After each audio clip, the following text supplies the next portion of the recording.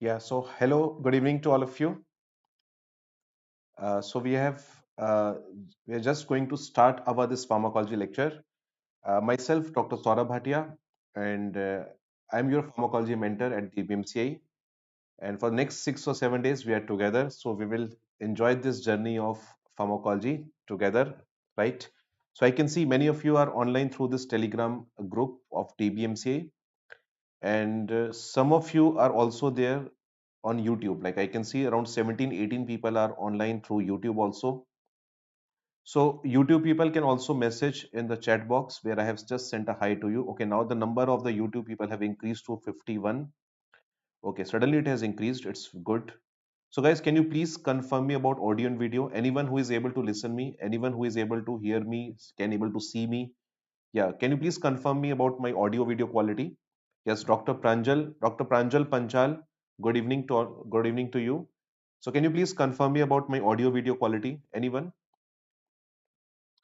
Yes, the class is started, Dr. Sana. Dr. Sana, you are asking about the class. So class is already started, and anyone who is there, can you please confirm me about audio video? Okay, so anyone who is there?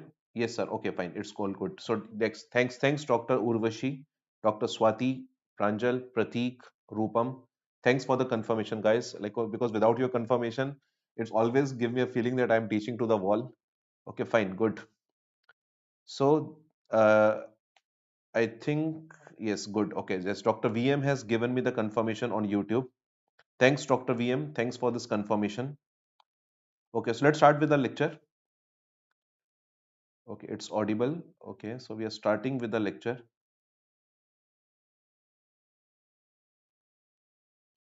Okay, right. So we have decided to start with a topic that is autonomic nervous system, right? So we have decided to start with a topic that is autonomic nervous system. So first of all, you people have to tell me what is this autonomic nervous system? Okay, the link is not working according to Dr. Urvashi Rathod. Dr. Ria, Dr. Niharika, Dr. Asthan. See, first 5 minutes, we always spend like everybody get connected with us so that we can start our lecture. So I think there is some problem at the YouTube. You people are not able to see me on YouTube. So YouTube link is working or not? But there are people who have just given me the confirmation that it's working. So YouTube link is working. Rahul Singh Rawat has thanks Dr. Rahul Singh Rawat. Rahul Singh Rawat is our okay technical team person. He has just sent a new link. Okay.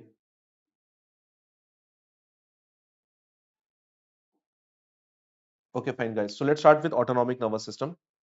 So can any one of you can any one of you tell me what is autonomic nervous system? What are the autonomic nerves present in human body? So if we talk about this autonomic nerves, if we talk about autonomic nerves present in human body, autonomic nerves are those nerves that will supply our automatic structures of the body. Right? So autonomic nerves are those nerves that will supply automatic structure of human body. Automatic structure means the structures which are not under our control, right?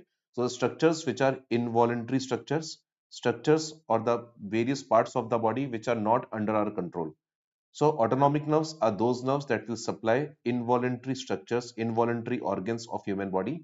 Those nerves are known as autonomic nerves, right? So involuntary structures are the automatic structures. They work their own, right? They are not under your control.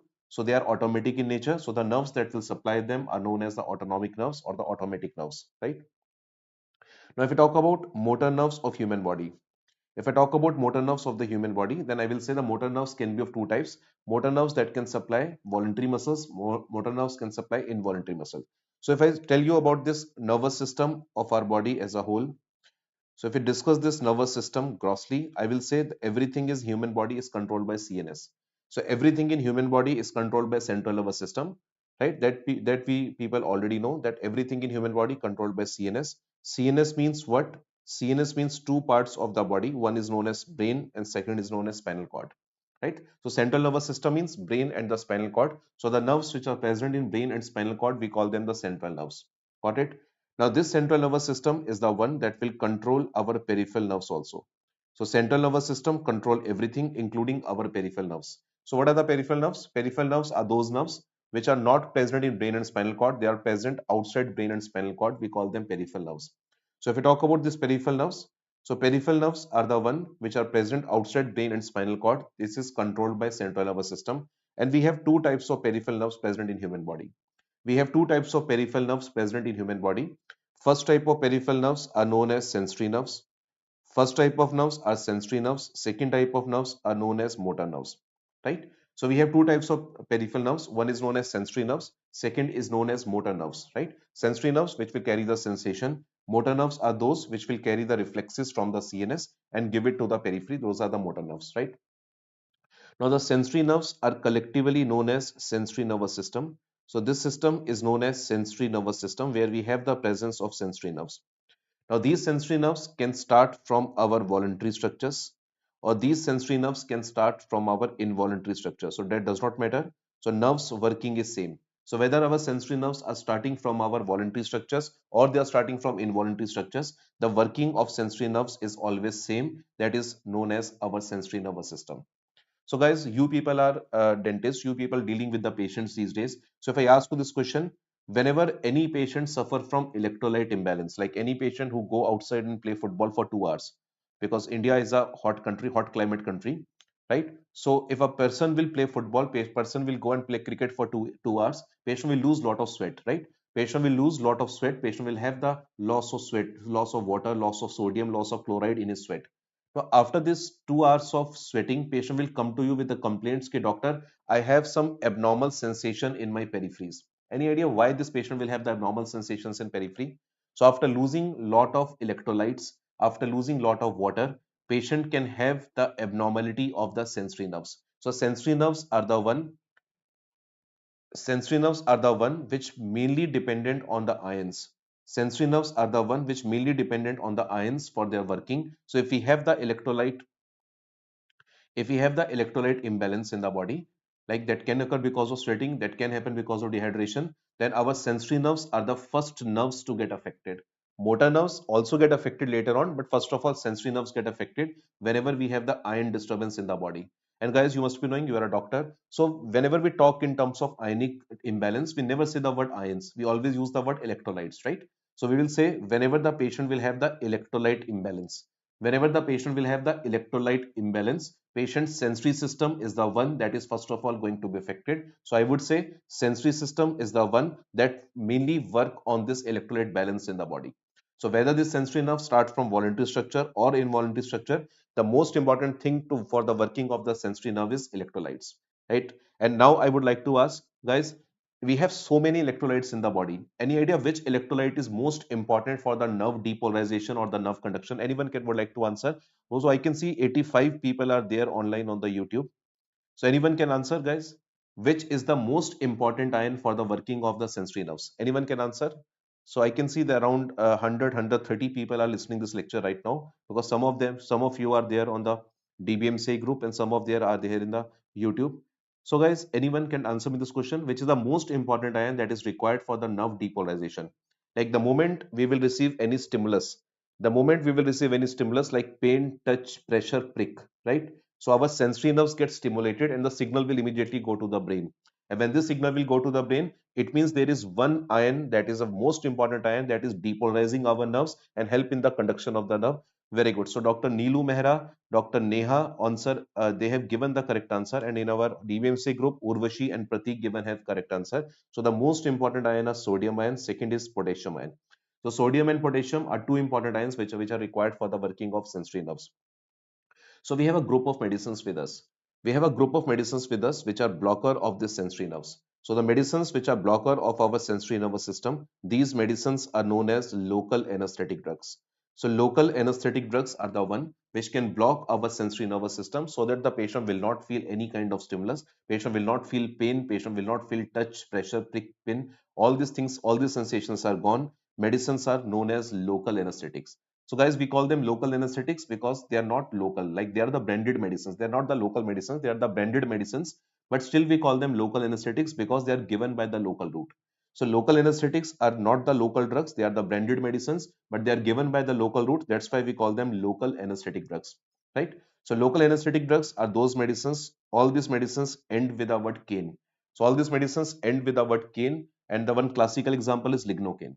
So one classical example is lignocaine. So whenever we give lignocaine to a patient, like you people have to do some surgery, dental surgeries. So before the dental surgeries, you don't feel that you don't want that patient should feel the pain. So you will give one medicine before the dental surgery, that is a lignocaine, right? So if I ask you this question, whenever you give lignocaine to a patient before your dental surgery, what is the mechanism of action? How this medicine can block the sensation so that the patient will not feel the pain and you can easily take out his tooth, right?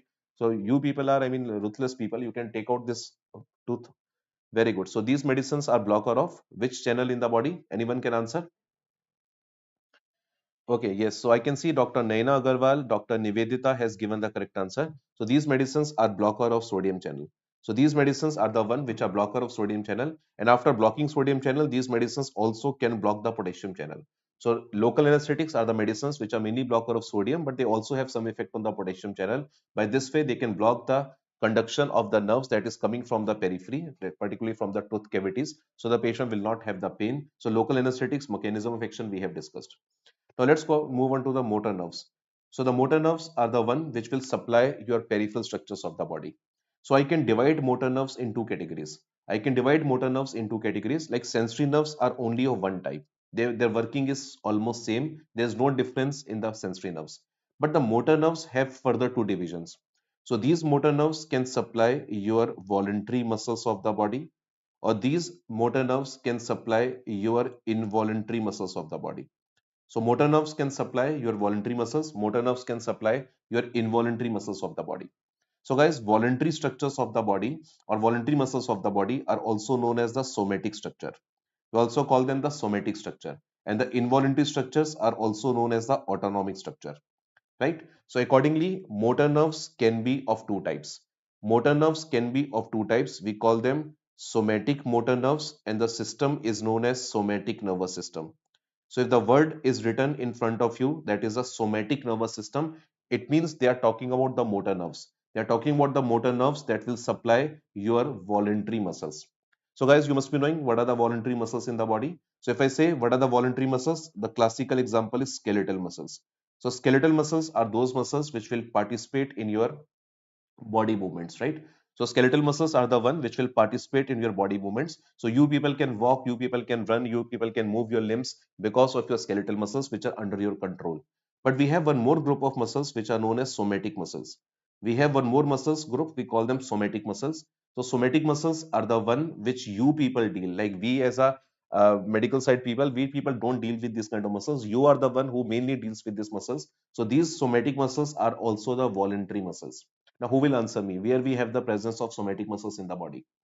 So, what I have told you, I have told you that we have two types of motor nerves in the body. One is the first category of the nerves are those that will supply our voluntary muscles. Now, voluntary component of the body is known as the somatic component, and the system is known as somatic nervous system. And in this somatic nervous system, we have two types of muscles. Number one is skeletal muscle, and number two is somatic muscles. So, my question is, what are these somatic muscles? What are these somatic muscles? Where do we have the presence of somatic muscles in human body? So where do we have the presence of this somatic muscles present in human body? Anyone can answer? Anyone on the YouTube can answer? Anyone here on this DBMC group can answer this question? Where we have the presence of somatic muscles in the body? Anyone can answer this question? Okay, so Dr. Naina, Dr. Neha, Anjuna Chaudhary, anyone can answer, guys. Like where we have the somatic muscles present in the body. Okay, let me ask you one more question.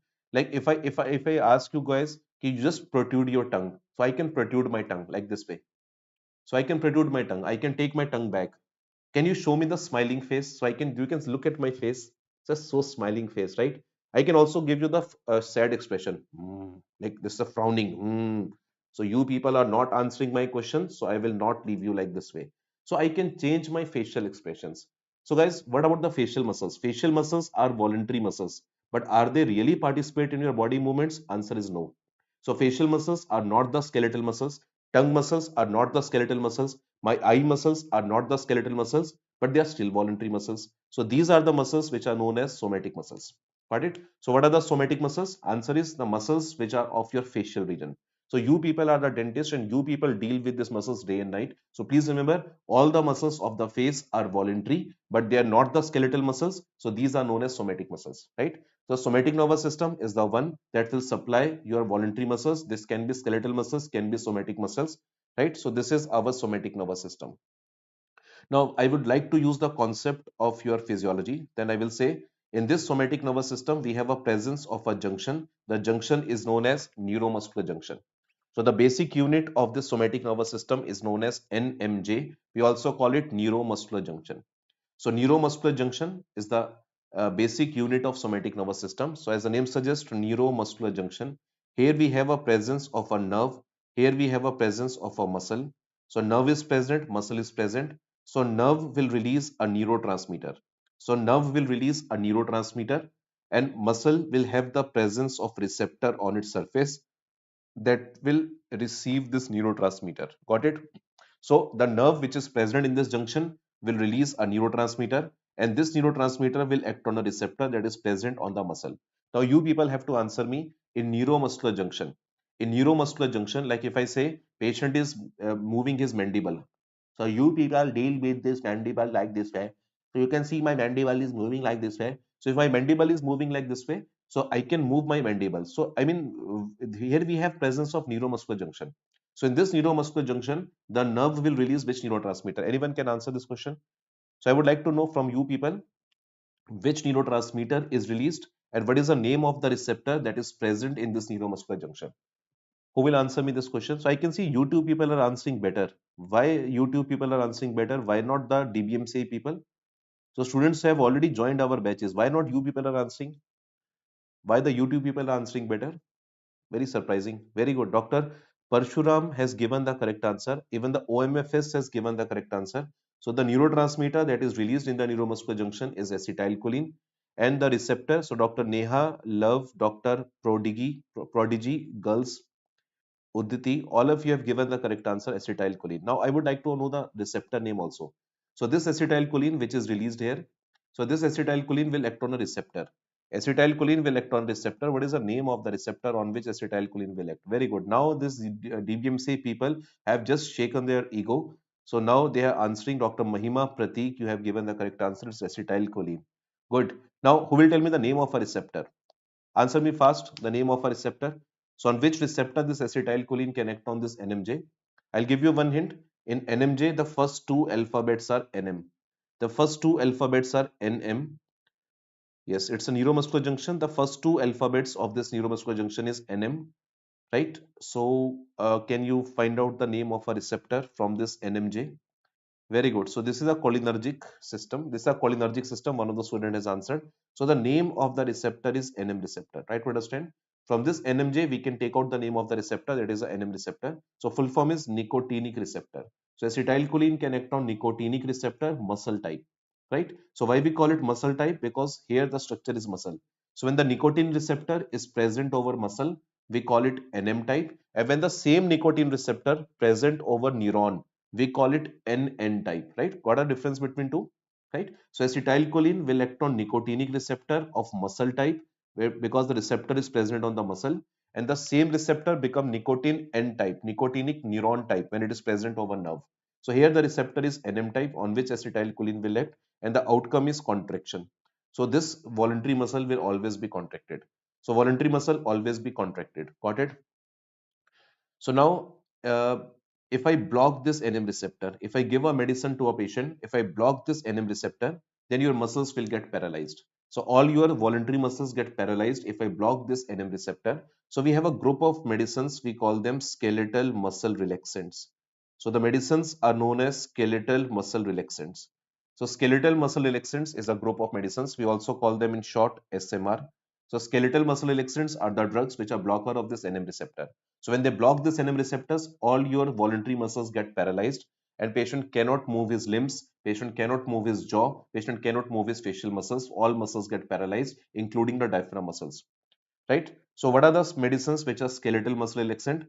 Any medicine that ends with the word curium or curonium. So any medicine that ends with the word curium and curonium, these medicines are known as skeletal muscle relaxant.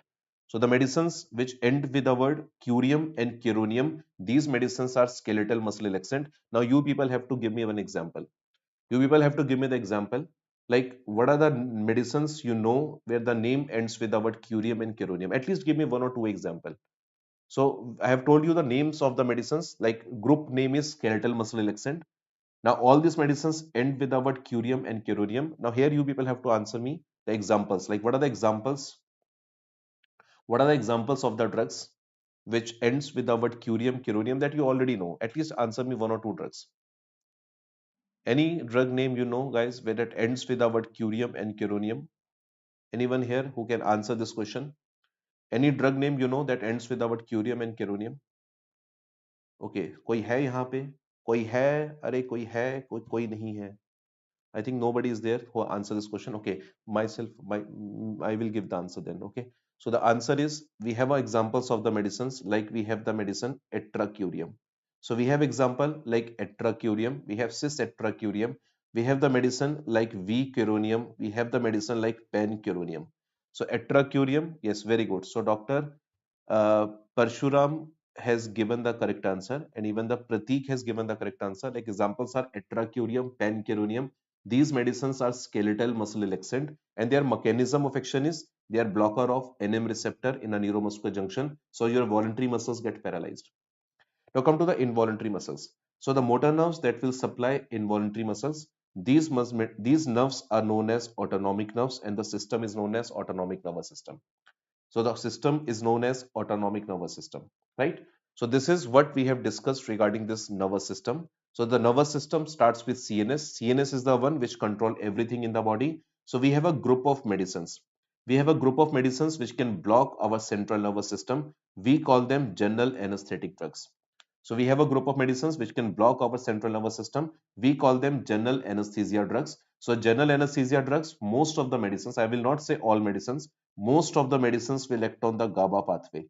So most of the general anesthesia drugs are the one that will act on the GABA pathway. So GABA is a type of inhibitory pathway. So whenever we give GA drugs, they will act on the CNS, block the activity of CNS, and all nerves of the body get paralyzed. All the nerves get blocked, whether they are sensory, motor, everything get blocked. So general anesthesia drugs will act at the level of CNS. Local anesthetic drugs are the one which are blocker of sodium channel. They block our sensory system. And skeletal muscle relaxants are the one which will block our somatic system. And today we will start with the topic or the medicines which will act on our autonomic nervous system. Right? So today we will discuss about the medicines that will act on our autonomic nervous system. So guys, if we talk about our autonomic nervous system, so if we talk about the autonomic nerves, so we have already covered autonomic nerves are those nerves that will supply our involuntary muscles of human body. So involuntary muscles are like the smooth muscles, or this can be the cardiac structures. So this will supply our involuntary structures, like involuntary structures are like smooth muscles, or cardiac structures or glands of the body. So autonomic nerves are those that will supply our involuntary muscle. This is what we have discussed so far. Now guys, autonomic nerves can be of two types further. So if we talk about details of autonomic nerves can be of two types. The first type of autonomic nerves are known as parasympathetic nerves. The second type of nerves are known as sympathetic nerves. So we have two types of autonomic nerves. One is known as parasympathetic nerve. Second is known as sympathetic nerve. Now here you people have to understand one thing. Although God has given us two type of autonomic nerves, Although God has given us two type of autonomic nerves, one is parasympathetic, one is sympathetic. But try to understand this point. At a given point of time in our life, we required only one system. So when we required parasympathetic, we don't require sympathetic. And when we require sympathetic system, we don't require parasympathetic at that time. So although we have two types of autonomic nerves, but at a given point of time, only one system will work. So when parasympathetic is acting, we don't require sympathetic. And when sympathetic will work, parasympathetic will not work. So you should be knowing in which scenario sympathetic system get activated and which other scenarios parasympathetic will work. So very simple, sympathetic system starts with alphabet S. So whenever we have any kind of stressful stimulus to human body, so whenever we have any type of stressful stimulus to the human body, sympathetic system will work. So S is for S. So whenever we have any stress to the human body, sympathetic system is activated to fight with the stress. And as long as we people remain in non-stressful environment, so as long as we people remain in non-stressful environment, our parasympathetic system remain activated all the time, right? So whatever, like, we people are living on this planet, beautiful planet, so-called earth, green planet, like no longer be a green now. So we are living on this planet earth, and we people are living our happy life, right? We are leading our happy life. So all activities of our day-to-day life, all activities of our day-to life, like we eat food, we absorb food, we assimilate this food, we take out ATPs out of that food, we excrete, we urinate. So each and every process of the body that is required for the day-to-day life is due to this parasympathetic system. Right now, like, I am teaching this pharma to you, and teaching a pharmacology is a usual routine for me. So I'm just following my life routine, that I am teaching the pharmacology to you people. So right now I am teaching on my parasympathetic system. You people are sitting at your home, listening this lecture, looking at me, listening this lecture, making out the notes, enjoying this lecture. So even you people are also relaxed, because you are at your home, you are under the controlled conditions, you know that nothing is going to harm you, so your parasympathetic system is activated. So everyone is here in the parasympathetic system. But the moment I will point you out, like I will say, Dr. Pratik, who is a part of our DBMC student. So Dr. Pratik, can you please answer me, what is the somatic system? So the moment I have said the word Dr. Pratik, so now Dr. Pratik got shocked कि how the sir has taken my name, right? So immediately, which system of Dr. Pratik is activated? The answer is, now the Dr. Pratik sympathetic system is activated. Got it?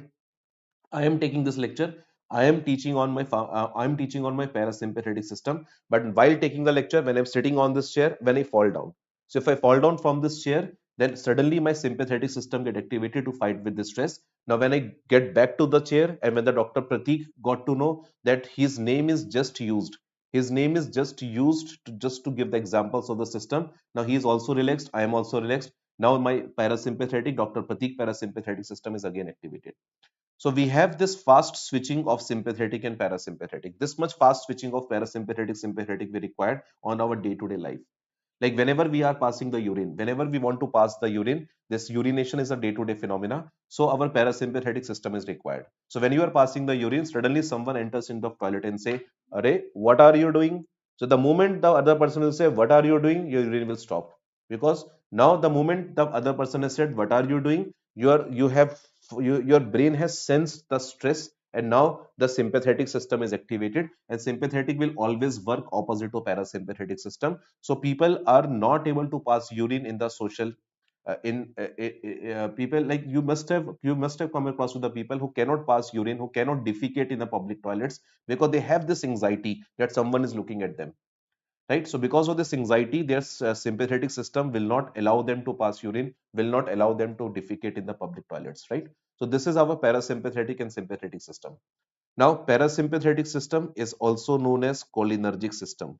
This system is also known as cholinergic system because here the neurotransmitter is acetylcholine. So here the neurotransmitter is acetylcholine, so we call it cholinergic system. And this sympathetic system is known as adrenergic system. Sympathetic system is known as adrenergic system because here the neurotransmitter is noradrenaline, right?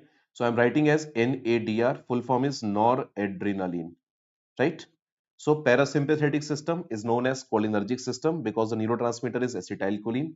Even the somatic system, guys, if you go back and check the somatic system, even our somatic system is also a cholinergic system because it can also release acetylcholine.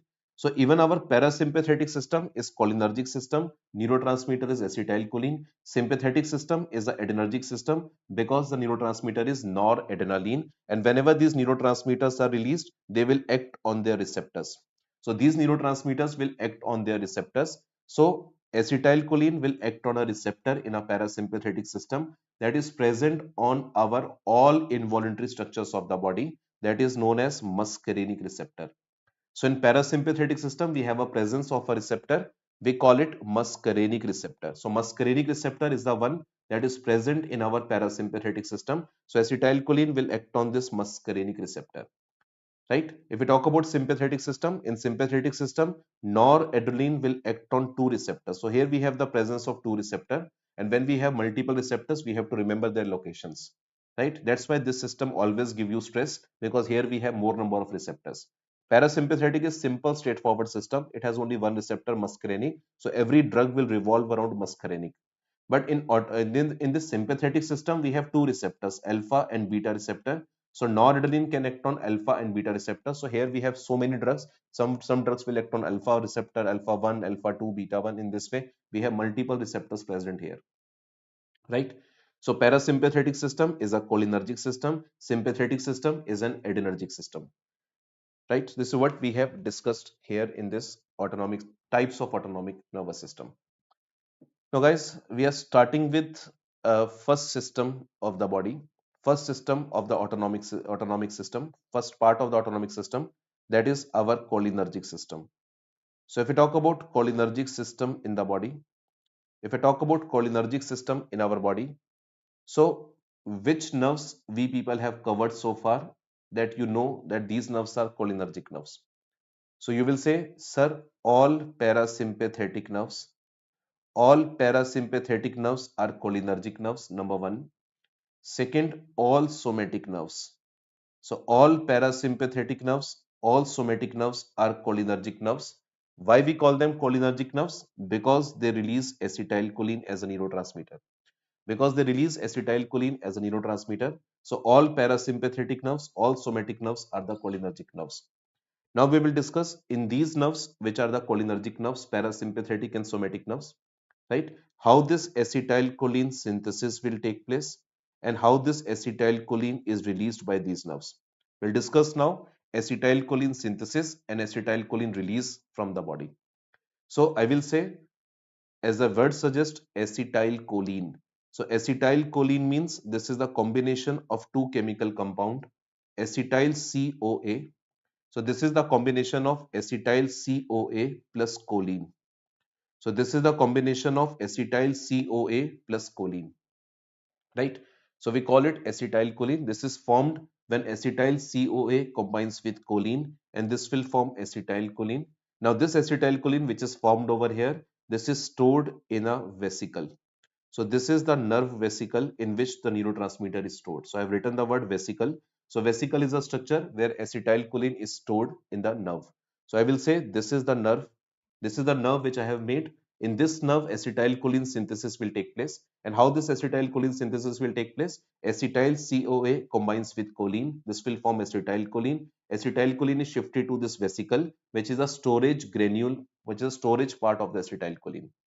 Right, guys? Now, whenever our body requires this acetylcholine, signal will come from the brain. And when this signal will come from the brain, this signal will reach at the end of the nerve. So this signal will go around this nerve membrane. And when this signal will reach at the ending of the nerve, there is a opening up of one channel that will take place. So one channel will open up and there is an entry of an ion. We call it calcium ion. So acetylcholine is about to release by this nerve. So calcium will take entry when the signal will come from the brain. So this is the calcium entry that will take place over here. Now what the calcium will do? This calcium will go and bind to a protein. This will bind to a protein which is present on the surface of this vesicle. Now this protein name I will not tell you. Like if you know, we call it synaptobravin protein. We call it synaptobravin protein if you understand the word. Otherwise, just remember the protein which is present on this membrane is known as fusion protein. So if you have a presence of fusion protein, so this calcium will go and strike the fusion protein on the membrane, on the surface of the vesicle membrane. And the moment calcium will go and bind to the fusion protein, this vesicle membrane get activated. And when this vesicle membrane get activated, this vesicle membrane is attracted. This vesicle membrane is attracted towards a second fusion protein which is present over membrane, right? So we have a second fusion protein which is present on the membrane. Got it? Now these fusion proteins are also known as snare proteins. The one more word that we use for the fusion protein is snare proteins, right? So the group of proteins which are present on the vesicle membrane and the group of proteins which are present on the nerve membrane. So we call them snare proteins. We also call them fusion protein. So this calcium will excite the fusion protein of the vesicle membrane, and now this vesicle membrane will come and fuse with this membrane protein. And when this vesicle membrane come and fuse with this membrane protein, which is a snare protein, and now this acetylcholine is released from here. So acetylcholine is released whenever the signal will come from the brain. This will cause entry of calcium in a nerve. This calcium will go and excite the vesicle of the acetylcholine. Now this vesicle is attracted towards the second fusion protein present on the nerve membrane, and now the acetylcholine is released. Now this will act on its receptor. Now guys, we have so many types of fusion proteins present in the body, but for your examination point of view, you people have to just remember the name of a one protein. So one of the fusion protein that is present on this nerve membrane is known as SNAP25 protein. So one of the snare protein, one of the example of snare protein or the fusion protein is SNAP25 protein. So the name of the protein is SNAP25 protein. This protein is present on this nerve membrane, and this is involved in acetylcholine release. So we have a drug that we use in dentistry. The medicine name is Botox. So Botox is the drug that we use in dentistry. So you people must be knowing about this medicine, Botox. The full form of Botox is botulinum toxin. So we have a medicine, the drug name is botulinum toxin. So botulinum toxin is a Botox. So this is the medicine that we use over here. So this drug is the one when given to a patient, this is a inhibitor of this SNAP25 protein. So Botox or botulinum toxin is a medicine which is inhibitor of this SNAP25 protein. Now you people will tell me what will happen if I give Botox to a patient. So whenever I give Botox to a patient, what is the mechanism of action of Botox? So I will say Botox is a drug that will go and block the SNAP25 protein. This medicine will go and block the SNAP25 protein, which is a type of fusion protein. This is a type of snare protein present on the nerve membrane. And by blocking this protein, now what is not going to happen? You will say the calcium mediated acetylcholine release that was going to happen at that time, that calcium mediated acetylcholine release will not happen. So when you block this SNAP25 protein, this calcium mediated acetylcholine release will not happen. And when this acetylcholine is not released from the nerve ending, this is not going to act on its receptor. So the muscle which is supplied by this acetylcholine get relaxed. So this will cause muscle relaxation in the body. So botulinum toxin is a drug. This medicine is blocker of SNAP25 protein. It will block the calcium mediated acetylcholine release and the muscles get relaxed. Now, the very unique point about this medicine is this is a irreversible inhibitor. So this medicine is an irreversible inhibitor of this protein. And if this medicine is an irreversible inhibitor of this protein, guys, you must be knowing the drug which is irreversible inhibitor is long-acting medicine or the short-acting medicine. Can you please answer me this question? If I say this medicine is a irreversible inhibitor of its target, so the medicine action you can see in the body for a long time or the short time. So whenever I give Botox to a patient, the medicine action is seen up till long time or short time. Anyone can answer? Like the moment I will give Botox, the medicine will go and block the SNAP25 protein. So who will tell me the medicine action you will see in the body for a long time or the short time? So very simple, like you must be knowing the biochemistry. If a drug is a irreversible inhibitor, that medicine action lasts for a long time. So this medicine is a long-acting medicine where the action can be seen up till 3 months. So this medicine action can be seen up till 3 months because you are blocking the because you are blocking the uh, because you are blocking the protein of a nerve, right? And the nerve is a type of a tissue of the body that is a very slow regenerating tissue. So nerve tissue is a very slowly regenerating tissues of the body, and that's why these nerves which are slowly regenerating, this will take long time to recover. So the medicine action is seen up till long time. So this is the mechanism of action of Botox. Now we will discuss origin of this medicine. So guys, you people have covered microbiology, I hope. So if you people have covered microbiology, can you please tell me what is the origin, like from where we have obtained this medicine, botulinum toxin? So the answer is we have obtained this medicine from a bacteria. So the name of a bacteria is Clostridium bacteria. So we have obtained this medicine from a bacteria that is known as Clostridium botulinum bacteria. So this is the Clostridium botulinum bacteria. From there we have originated this medicine. Now this bacteria can produce many toxins, right? This can produce toxin type A, type B, type C, type D. So many toxins can be produced by this bacteria. but clinically the drug that we can use is type A toxin. So type A toxin, maximum type B toxin we use clinically as a drug. We don't use the other toxins. Other toxins are not available as a drug. So we only use type A and type B toxin as a drug. We don't use type C, D, E, F for the purpose of the drug, right? So this is the origin of the medicine. Now, guys, what is the route of administration? Any idea how we give a Botox to a patient? So, do we give Botox by systemic route or by the local route? So, if the question is asked to you, how we give Botox to a patient, the answer is this medicine is given by the local route. So, we give this medicines in the form of local injectable. So, medicine is given by the local route. So, drug route of administration is local route. So, drug is given by the local route, right? And the dose of the medicine, so dose calculation of the medicine is done in units. Like this dose of the drug is not calculated in milligram, milliliter. The dose of the medicine is calculated in units, right? So unit is a parameter. Unit is a thing in which we calculate the medicine dose. Drug is given by the local route. So all these properties of Botox you should be knowing for the exam, right? Now indication. Now this medicine has so many indication these days. Medicine has lot of indication these days, so questions cannot be asked on the indication. So this aspect of the drug is unimportant.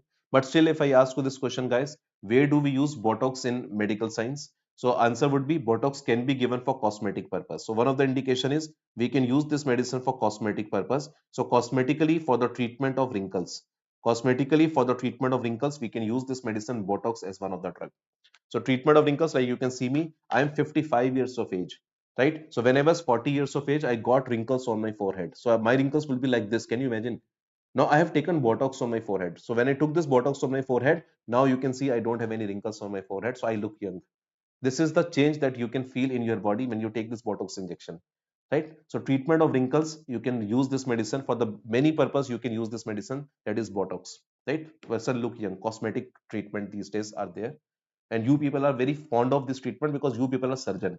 Like if you ask me, I'm an MBBS doctor, I am very afraid of touching a patient and doing a surgery. But you people are surgeon and you people are very very confident in doing this kind of surgical procedures. So please go and try to explore these fields of cosmetology in the dentistry, because that is going to be very fruitful to you. So this is what we have discussed regarding the medicine Botox. So acetylcholine synthesis we people have covered. Now we can discuss acetylcholine metabolism. We can discuss acetylcholine metabolism in the body. So acetylcholine is metabolized by the enzyme known as acetylcholine esterase enzyme. So acetylcholine is metabolized by acetylcholine esterase enzyme, right? So the enzyme that is involved in its metabolism is acetylcholine esterase enzyme. And if we talk about this enzyme in further detail, this enzyme contains two active sites. There are two active sites present in the structure of this enzyme. So this is the acetylcholine esterase enzyme. I have drawn a schematic diagram. It's not the original diagram, schematic diagram just to make you understand. So acetylcholine esterase enzyme. This enzyme contains two active sites. First site is having the negative charge, so we call it anionic site. First site is having the negative charge, we call it anionic site, and the second site is known as esteric site. So we have an anionic site, we have an esteric site. Got it? Now this esteric site has a property for hydrolysis. This has the property for hydrolysis. So esteric site has a property for hydrolysis, and anionic site is only having the negative charge. This is required for the binding to the acetylcholine. So whenever acetylcholine is released by the nerve ending, acetylcholine contains positive charge. Acetylcholine also contains ester bond. So in the structure of acetylcholine, we have a positive charge. We also have the presence of ester bond. So whenever acetylcholine will come from the above, the positive side of the acetylcholine, the positive charge side of the acetylcholine will go and bind to the anionic site, and the ester bond will come and bind to the esteric site, and this is how acetylcholine get metabolized. So you have to just remember one thing over here. This enzyme name is acetylcholine esterase for your examination point of view. Also, you have to remember this enzyme contains two active sites. So enzyme name is acetylcholine esterase. It contains two active sites. The names are anionic and the esteric. That's the only information you required out of this slide.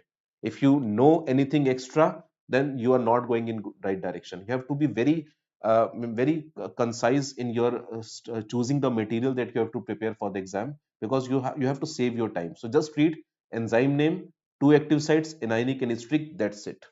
This is how the metabolism will take place. Now, after the metabolism of acetylcholine, we can discuss about its receptor. So we can discuss about acetylcholine receptors in the body.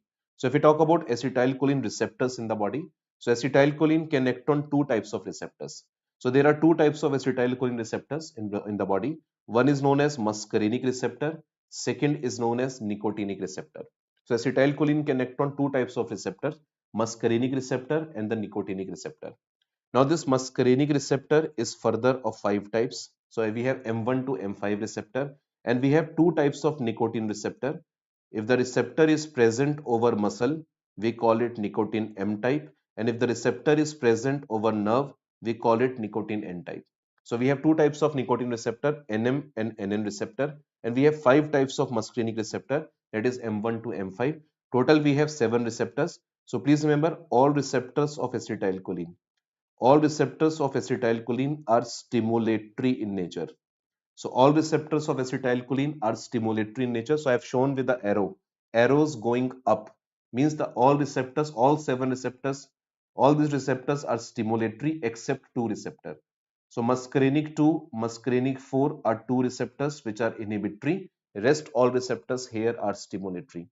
So all acetylcholine receptors are stimulatory in nature except muscarinic 2 and muscarinic 4 which are inhibitory in nature. Right.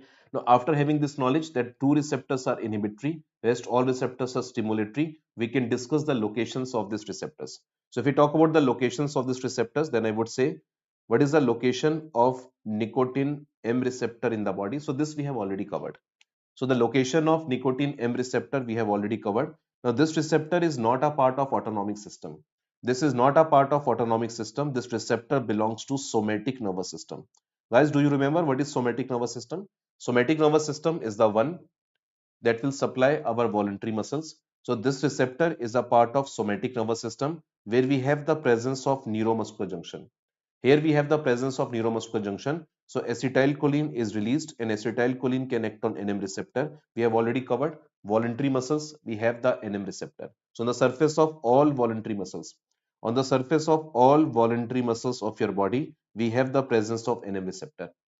Now let's talk about the nicotine N receptor. Now where we have this nicotine N receptor, so please remember NM means neuromuscular junction.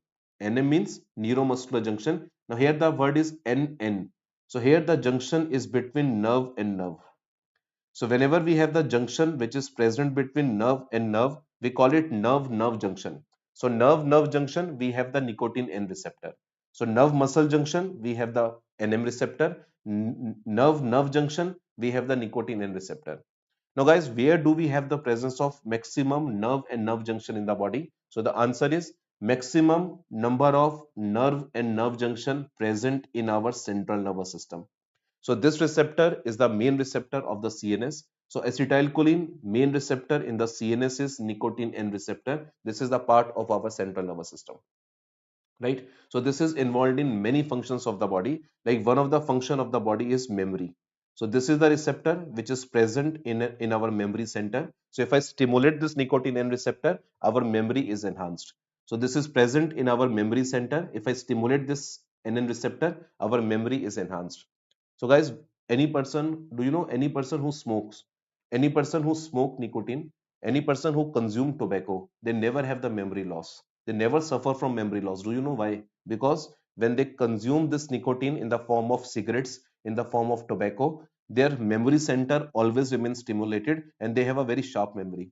So if you really want to mug up the things, if you really want to increase the extent of remembering the things in your mind, guys, start taking nicotine from today. Start smoking, start having this tobacco, right? So do you know that there is a tobacco vimal with the power of kesar ka dam hai vimal mein, right? You can consume that vimal. Even Ajay Devgan consume vimal. You people know this point. Akshay Kumar consume vimal these days. Akshay Kumar also take c gram, right? So you can take this nicotine, you can consume this nicotine if you want to have the sharp memory. But I'm very much scared of the fact, because you people are dentists, I should not advise this, because on one side your memory is enhanced, on other side you will get a cancer. So you can have the mouth cancer because of tobacco, you can have the lung cancer because of cigarettes. So totally up to you, like benefit risk ratio you can consume, you can assess. Now let's talk about muscarinic receptor. So if we talk about the muscarinic receptor, we have five total muscarinic receptor. But for your examination point of view, only three receptors are important: M1, M2, M3. So if we talk about the location of muscarinic 1 receptor, so muscarinic 1 receptor present in GIT. Muscarinic 1 receptor present in GIT where it is involved in acid secretion.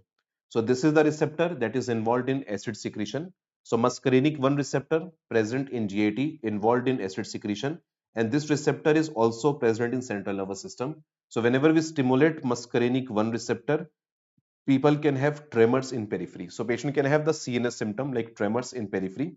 So central nervous system, when you stimulate muscarinic 1 receptor, GAT will produce acid and CNS will have the tremors.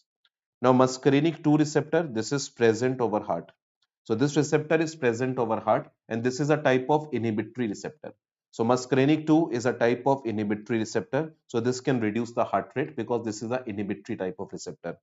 Now, where do we have the muscarinic 3 receptor? This is present over all smooth muscles of the body. So, on the surface of all smooth muscles and all glands of the body, we have the presence of muscarinic 3 receptor, and this is a stimulatory receptor. So, all smooth muscles will be contracted and all glandular secretions will increase. So, all smooth muscles will be contracted and all glandular secretions will increase. So, muscarinic 1 present in GIT and central nervous system, muscarinic 2 present over heart, but this is inhibitory, and muscarinic 3 all other places like smooth muscles and glands. Now, if we talk about muscarinic 4 and muscarinic 5, these receptors location you should not be knowing. If you know the locations, it means you are not preparing well. You should be only knowing about muscarinic 1, 2, and 3. Got it? Now, after knowing these receptor locations, we can discuss their actions. So the next point in physiology is the actions. So what are the acetylcholine actions that are possible in human body? So what are the actions of acetylcholine that is possible in human body? So acetylcholine can act on muscarinic receptor. Acetylcholine can act on nicotine receptor, right?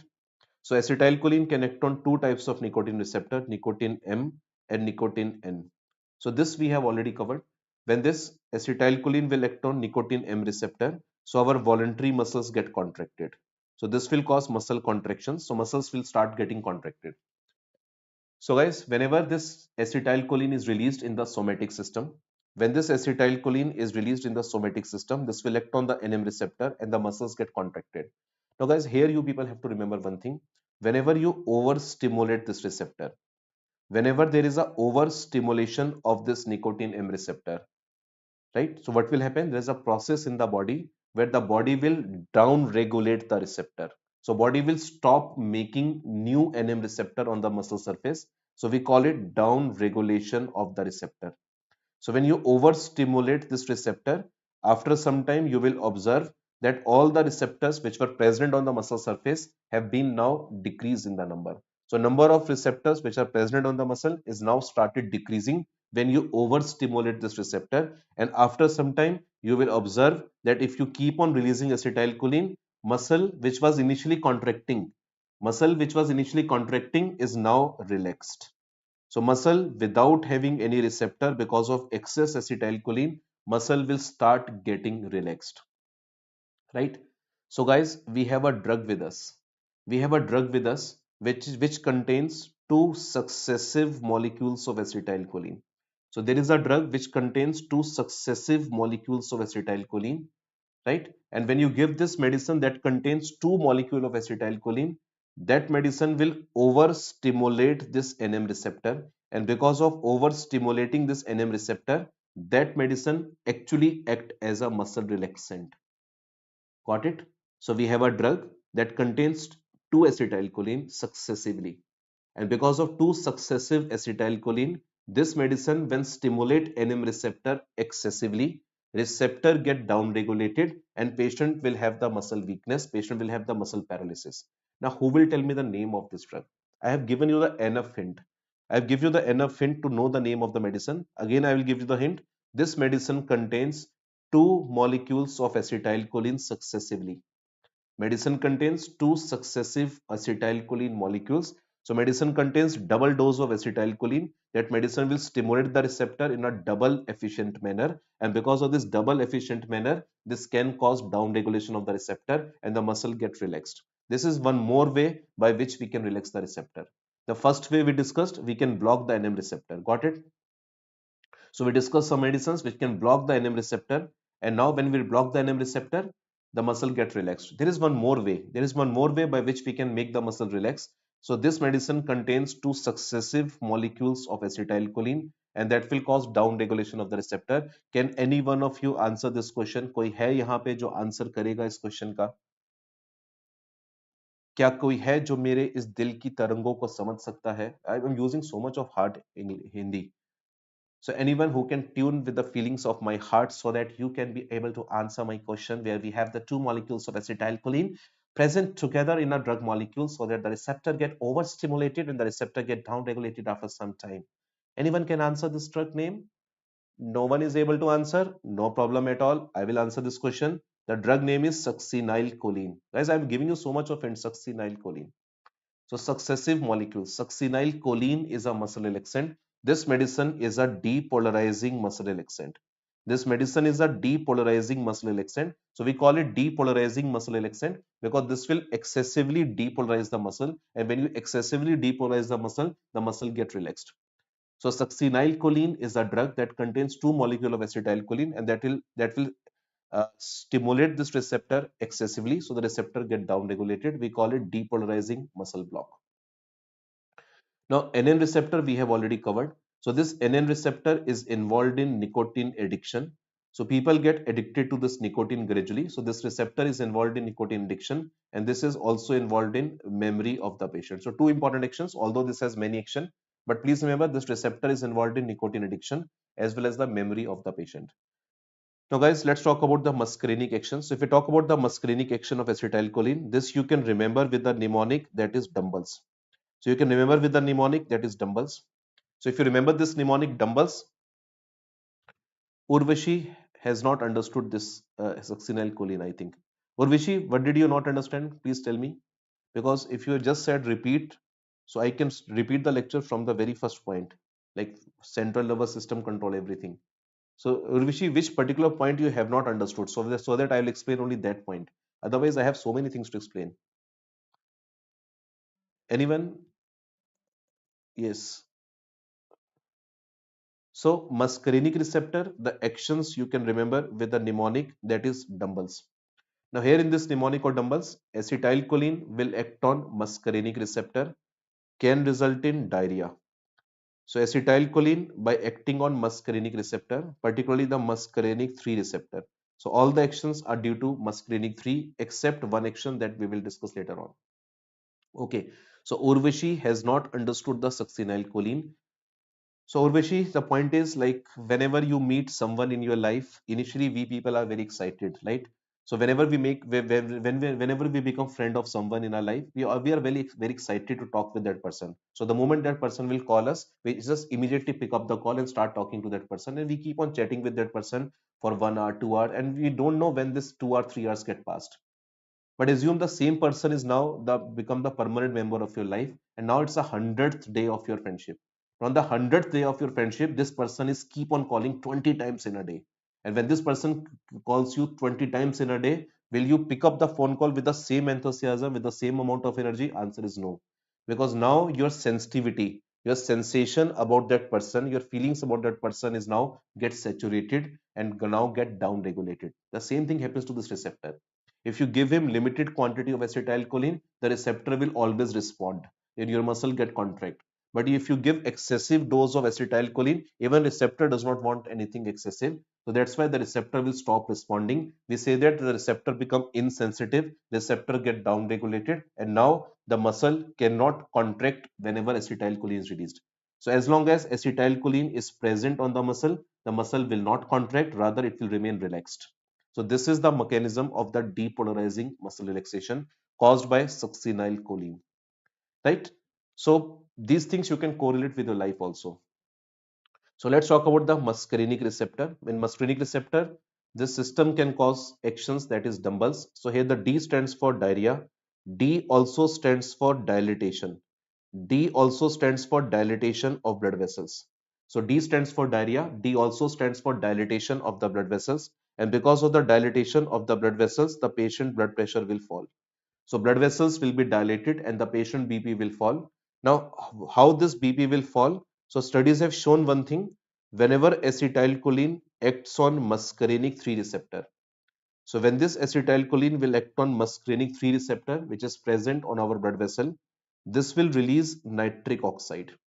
This will release nitric oxide, and this nitric oxide is the one which will cause this nitric oxide which is released over here. This nitric oxide is the one that will stimulate one enzyme known as guanyl cyclase enzyme. So this will stimulate one enzyme known as guanyl cyclase enzyme. This guanyl cyclase will increase cyclic GMP, and this cyclic GMP will cause relaxation of the blood vessel. Right? So dilatation of the blood vessel can be seen whenever our parasympathetic system is activated. So parasympathetic system with the help of muscarinic receptor can result in fall in blood pressure. And how this blood pressure is fallen?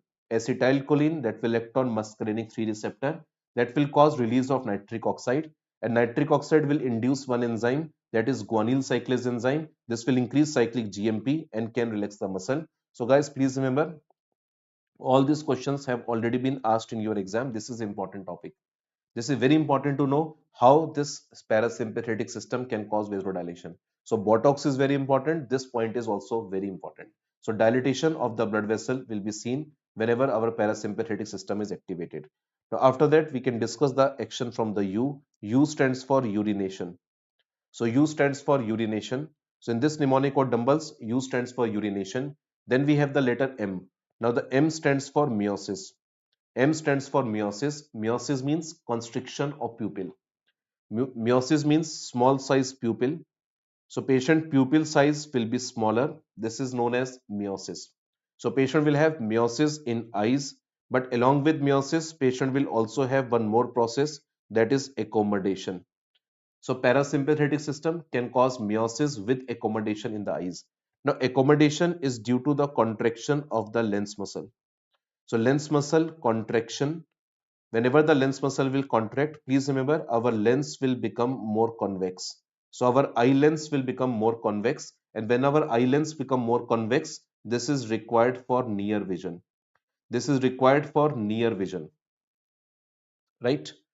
So we have discussed this mnemonic, that is dumbbells. So here the D stands for diarrhea, D stands for dilatation of blood vessels, U stands for urination. Now the M stands for meiosis with accommodation. So guys, here the meiosis word is more important. This accommodation word is less important. So accommodation mein what happens? The lens muscle get contracted and the lens will become more convex. And when this lens will become more convex, this is required for the near vision. This is what you have to mug up. Next is, in this mnemonic or dumbbells, the B stands for bradycardia. So B stands for bradycardia. So heart rate will go down because of muscarinic 2 receptor. So because of muscarinic 2 receptor, the heart rate will go down. Now B also stands for bronchospasm. So B also stands for bronchospasm. Now we have the mnemonic E. E stands for erection. So parasympathetic system is responsible for erection in males, right? So parasympathetic system responsible for erection in males, that is required for the sexual activity, right? So we have a mnemonic dumbbells. So we have covered so far. D stands for diarrhea. D stands for dilatation of blood vessels. U stands for urination. M stands for meiosis. B stands for bradycardia. B stands for bronchospasm. E stands for erection. Now we have LSS. So LSS will tell you about the secretions of the glands. So patient will have the lacrimation. Patient can have the salivation. So patient will have the lacrimation, salivation, as well as the sweating. Right? So lacrimation, salivation, sweating. Now all this is due to the increased secretions of gland. So all glandular secretions will increase. So lacrimation, salivation, and sweating will take place. And the last is secretion of acid. So muscarinic receptor is involved in secretion of acid. So both muscarinic 3 and muscarinic 1 are the two receptors which are involved in secretion of acid. Right, guys? So we have covered this mnemonic of dumbbells in detail. So acetylcholine will act on nicotine receptor. We have discussed the various actions on nicotine receptors. We have also discussed the actions of acetylcholine on muscarinic receptor. The mnemonic is dumbbells, where the D stands for diarrhea, D stands for dilatation of blood vessels, U stands for urination, M stands for meiosis, B stands for bradycardia, bronchospasm, E stands for erection in males, L stands for lacrimation, salivation, right? So lacrimation, salivation, and sweating. And the last is secretion of acid. So guys, please remember this point because everything in the parasympathetic system is move around this mnemonic dumbbells. This is very, very important to remember the full form of this mnemonic because if you know the actions, it's easy to understand the drugs, right? So we have covered this physiology of parasympathetic system. So I'm taking a first halt here for 2 minutes for you. So guys, in case you have any doubt, in case you people have any doubt, please ask. Like Dr. Urvashi Rathod has asked one doubt in between. So in case guys, you people have any doubt up till here, please ask. I'm waiting here for 2 minutes. So in case you people have any doubt, please go back and check your notes. In case you have any doubt, please ask me those doubts. So whatever content we have covered so far, can you please answer few of the MCQs? So till the time you are trying to find out your doubts, in case any student does not have any doubt, he or she can try this message. So he or she can try this MCQ. So anyone can answer what is the best answer of this question? Can any one of you tell me what is the best answer of this question? So question number one, I have displayed on the screen. A 14-year-old girl, 14-year-old girl was given intravenous botulinum toxin. So intravenous, can you imagine? Is this route correct or not? The answer is no, this route is not correct. Botulinum toxin, Botox should not be given by this route. Otherwise, this will cause toxicity, and this is what has happened over here. She died. So they're asking what is the mechanism of action of toxin overdose? Can any one of you answer me? What is the best answer? Can any one of you answer the question? Answer this question. What is the best possible answer here? What is the best possible answer of question number one? So these are the questions which are asked in your INS CT exam. So anyone can answer what is the best option that you can choose for the mechanism of action of this medicine. Try at least, yeah. Try at least. Does not matter whether it is wrong or right. At least participate in the interaction, participate in the class, so that at least you will never forget about these answers. Yes, very good. So I can see Dr. Shraddha has given the answer. Yes, Shraddha has given the correct answer. This medicine can inhibit the release of acetylcholine. So botulinum toxin is a drug which can inhibit the release of acetylcholine by acting presynaptically. So answer is D, Delhi. So Shraddha, answer is D, Delhi. This is correct answer she has given. So answer is D, Delhi. It inhibits the release of acetylcholine presynaptically. Yes, very good, Pratik. So Pratik also has given the correct answer. But I think I have somewhere lost the YouTube people. Yes, YouTube people. Yes, very good. So Dr. Aryan Gupta, Alisha, Anuja, Stutya, difficult name, Stutya. Stutya, Prodigy, girls, all of you have given the correct answer. Its answer is D. So I'm happy to see that at least you have understood. You have understood this uh, topic of botulinum toxin at least. Because when you answer correctly, at least the teacher is satisfied that you have getting the concept. Okay. Okay, so one more question is coming for you guys. The question is saying you about this. Okay, so where is that question? So question was asked in 2020 exam. Question number 18. So question number 18, what is the answer? Which of the following action is expected out of muscarinic receptor? Any idea? Question number 18, what is the answer? So which of the following action is expected out of muscarinic receptor? Question number 18, what is the answer? So they are simply asking a question. Whenever you stimulate muscarinic receptor, which action you can expect over here? So I told you the mnemonic is dumbbells. So you have to find out of these which action belongs to the mnemonic dumbbells. Yes. So in mnemonic of dumbbells, we have a no, it's not C. Its cardiac contractions are decreased because of muscarinic 2 receptor, right? Cardiac contractions are decreased because of muscarinic 2. Yes, so here the answer is A. Very good, Dr. Stutya, Gayatri, Aryan, Uditi, Dr. Gulls. Teja Tripathi.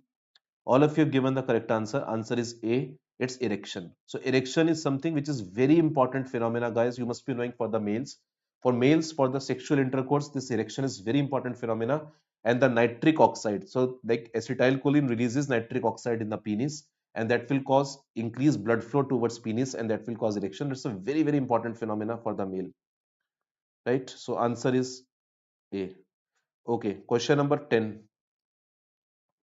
Question number 10, anyone can answer this question. Yes, I can see many students from DBMC are now answering. Prateek, Shraddha, Urvashi, Pranjal, Shruti Bhattacharya, Raj, Riya, Sheetal, Rupam. Very good, guys. All of you have given the correct answer. Now try to answer this question. Question number 10. What is the answer? Question number 10. What is the answer? Inhibition of which presynaptic ion channel will decrease the release of acetylcholine from the nerve terminal?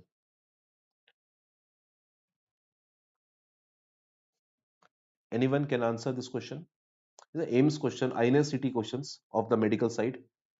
So I think yes. So very good, guys. So you people have given the correct answer. You people are getting the concept. It means I'm so happy to see. Like Prateek has given the correct answer.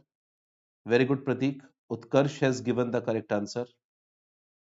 So I'm waiting for the YouTube people to answer. No, no, no, no, Nilu. Nilu Stutya. It's not sodium channel. I told you at the ending of the nerve, at the nerve ending, whenever the potential will reach, there is an entry of an ion that will excite the fusion proteins. So that will excite the fusion proteins, and that will finally cause release of acetylcholine. That is a calcium channel. So RN girls, sorry, RN Gupta, Prodoji girls, Tejal Tripathi, Alisha, you have people have given the correct answer.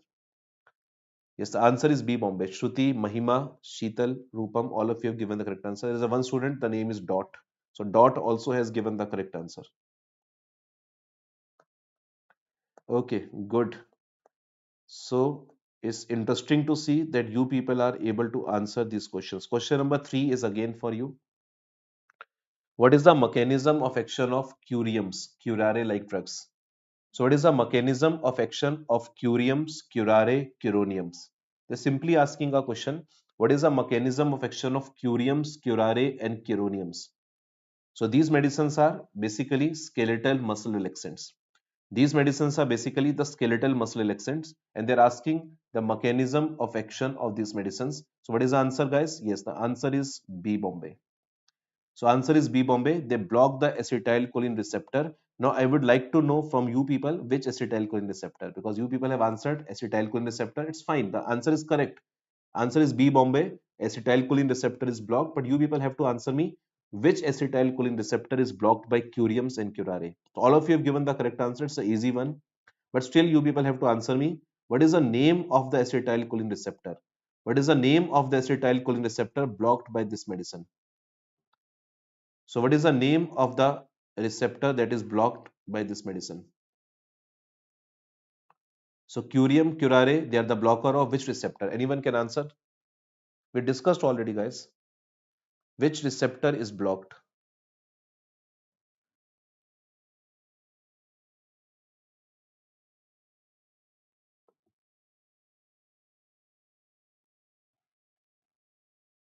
Yes, the answer is NM receptor. Very good. So the answer is NM receptor, neuromuscular junction is blocked. Good.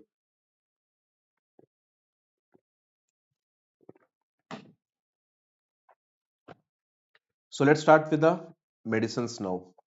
So guys, what we have discussed so far? We have discussed so far that the cholinergic system, we have started with cholinergic system, right? Okay, if you want to summarize everything from the starting, we have discussed that central nervous system is the one which control everything in the body, including the peripheral nervous system.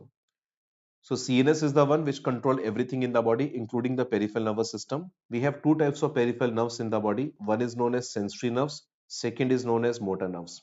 Now the motor nerves can be of two types. Motor nerves, if supply voluntary muscles, we call them somatic nerves. Motor nerves, if supply involuntary muscles, we call them autonomic nerves, and the system is autonomic nervous system, right?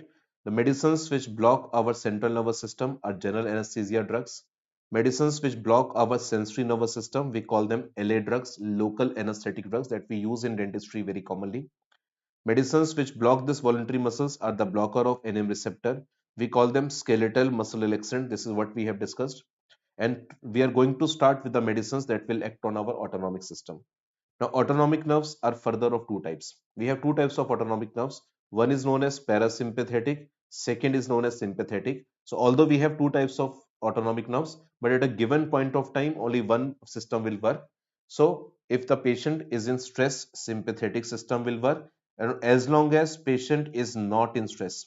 So, as long as patient is not in stress, parasympathetic system remain activated all the time, right?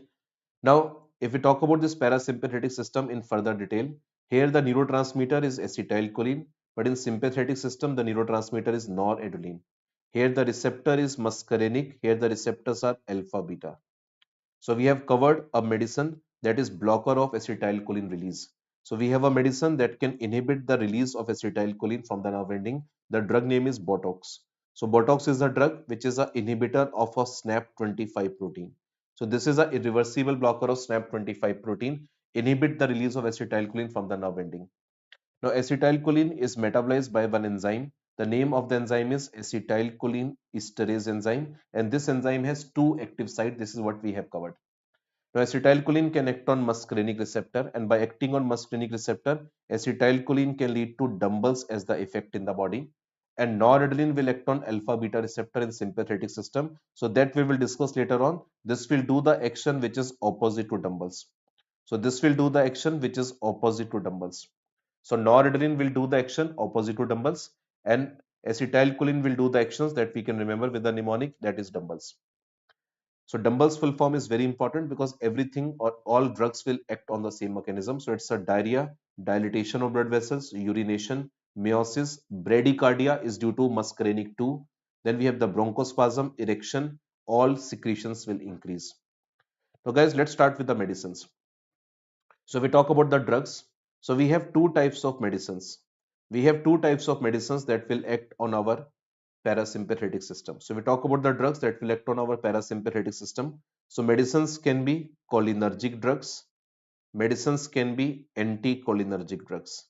So medicines can be cholinergic drugs. Medicines can be anticholinergic drugs. Two types of medicines will act on parasympathetic system.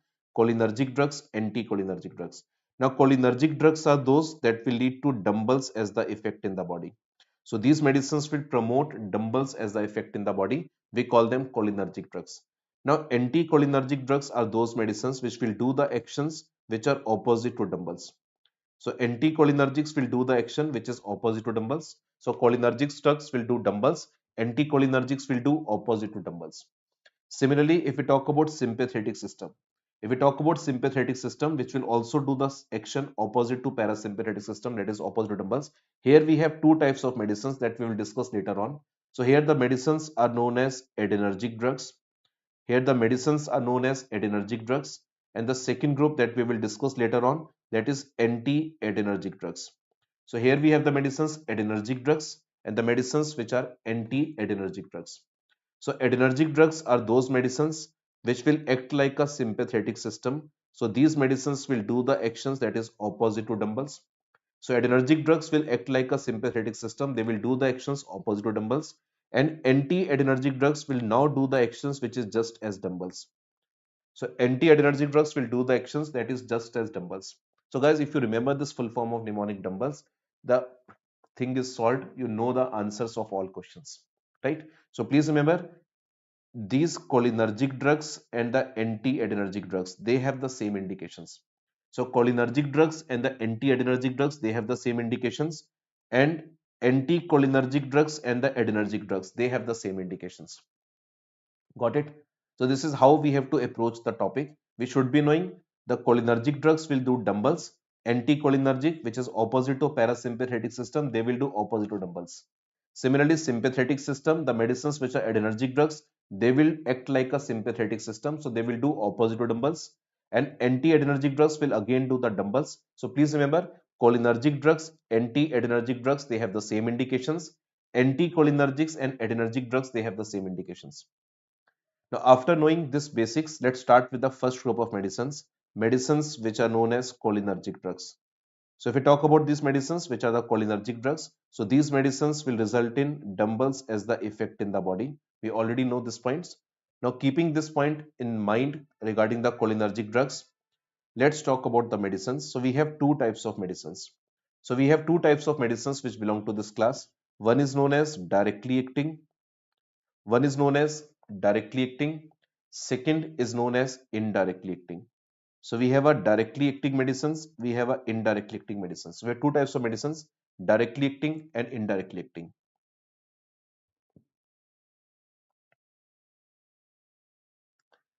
Okay, so I can see Dr. Ria.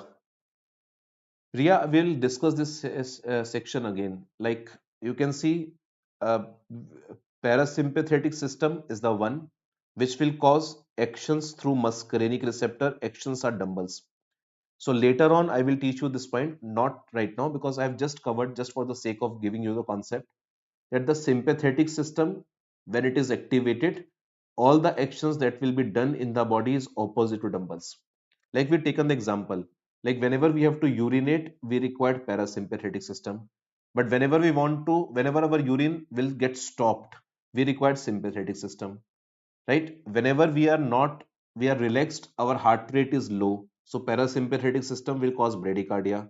But whenever we are running, we are in stress, our heart rate will increase. So sympathetic system always act opposite to parasympathetic system. So accordingly, we have the drugs. We have a group of medicines that will increase parasympathetic activity and the medicines that can decrease parasympathetic activity. Similarly, we have the drugs which can increase sympathetic activity and the medicines which can decrease sympathetic activity. So accordingly, the medicines have the action like cholinergic drugs will do dumbbells, anticholinergics will do opposite to dumbbells, and adrenergic drugs or the sympathetic drugs will do opposite to dumbbells, and the anti-adrenergic drugs will do dumbbells as the effect.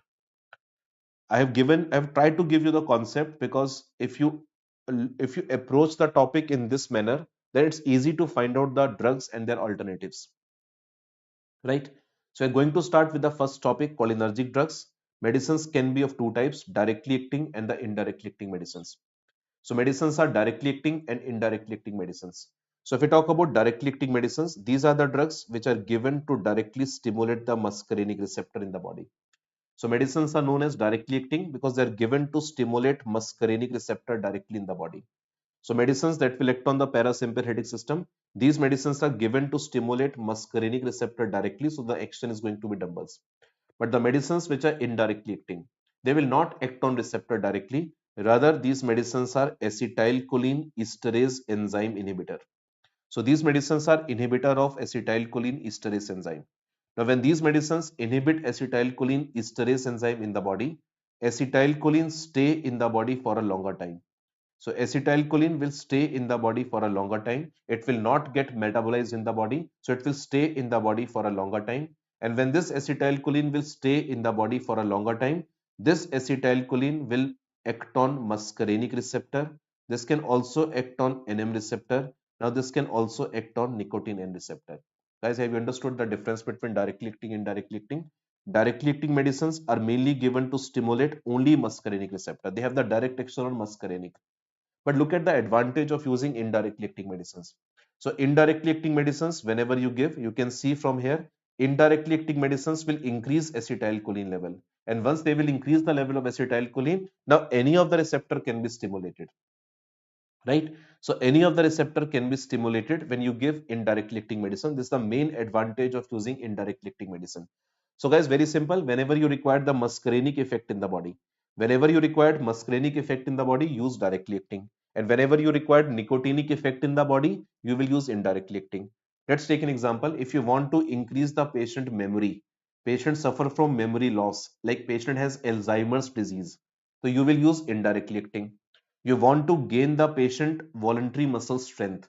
Patients suffer from a disease where the patient voluntary muscles have become weak, myasthenia gravis. You will use indirectly acting medicine.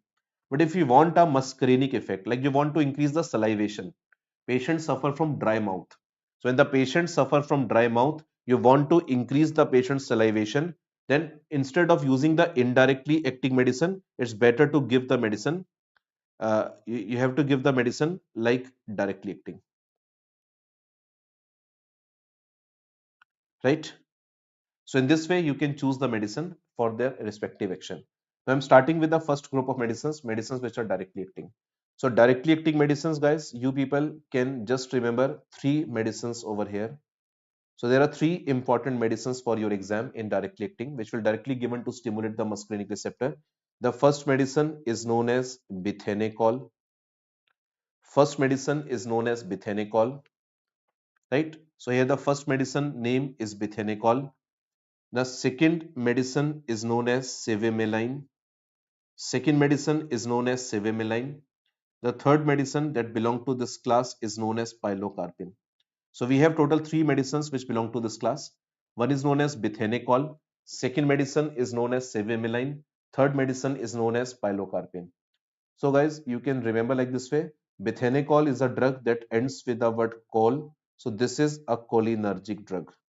So this medicine is a cholinergic drug, right? Plus this medicine name starts from alphabet B. So this medicine is the one which can directly act on bladder and increase the bladder contraction. So this medicine is a cholinergic drug, directly acting cholinergic drug. This will directly stimulate the bladder, and once this medicine will directly stimulate the bladder, this medicine will help in the urination. So this medicine will help in the urination, and when this medicine will help in the urination, this medicine is drug of choice for hypoactive bladder. This medicine is drug of choice for a condition where the bladder contractions are feeble, bladder contractions are less, hypoactive bladder, which is also known as atonic bladder. So bladder tone is missing, absence of bladder tone, atonic bladder, hypoactive bladder. Bithenecol is a drug of choice to be given. Now this is also drug of choice for best medicine for the treatment of a condition known as post-operative retention of urine. So after surgery, post-operative, when the patient is not able to pass urine.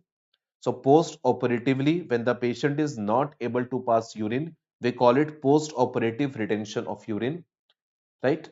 Or the patient suffer from a disease known as hypoactive bladder, atonic bladder. So bithenecol is the best medicine that is given to stimulate the bladder directly. And when you stimulate this bladder directly, patient is able to pass urine easily. And now this is the best medicine for this condition. Now, one of the side effect of this medicine is bronchospasm. One of the side effect of this medicine is bronchospasm that also starts from alphabet B. So we have a drug B, bithenecol.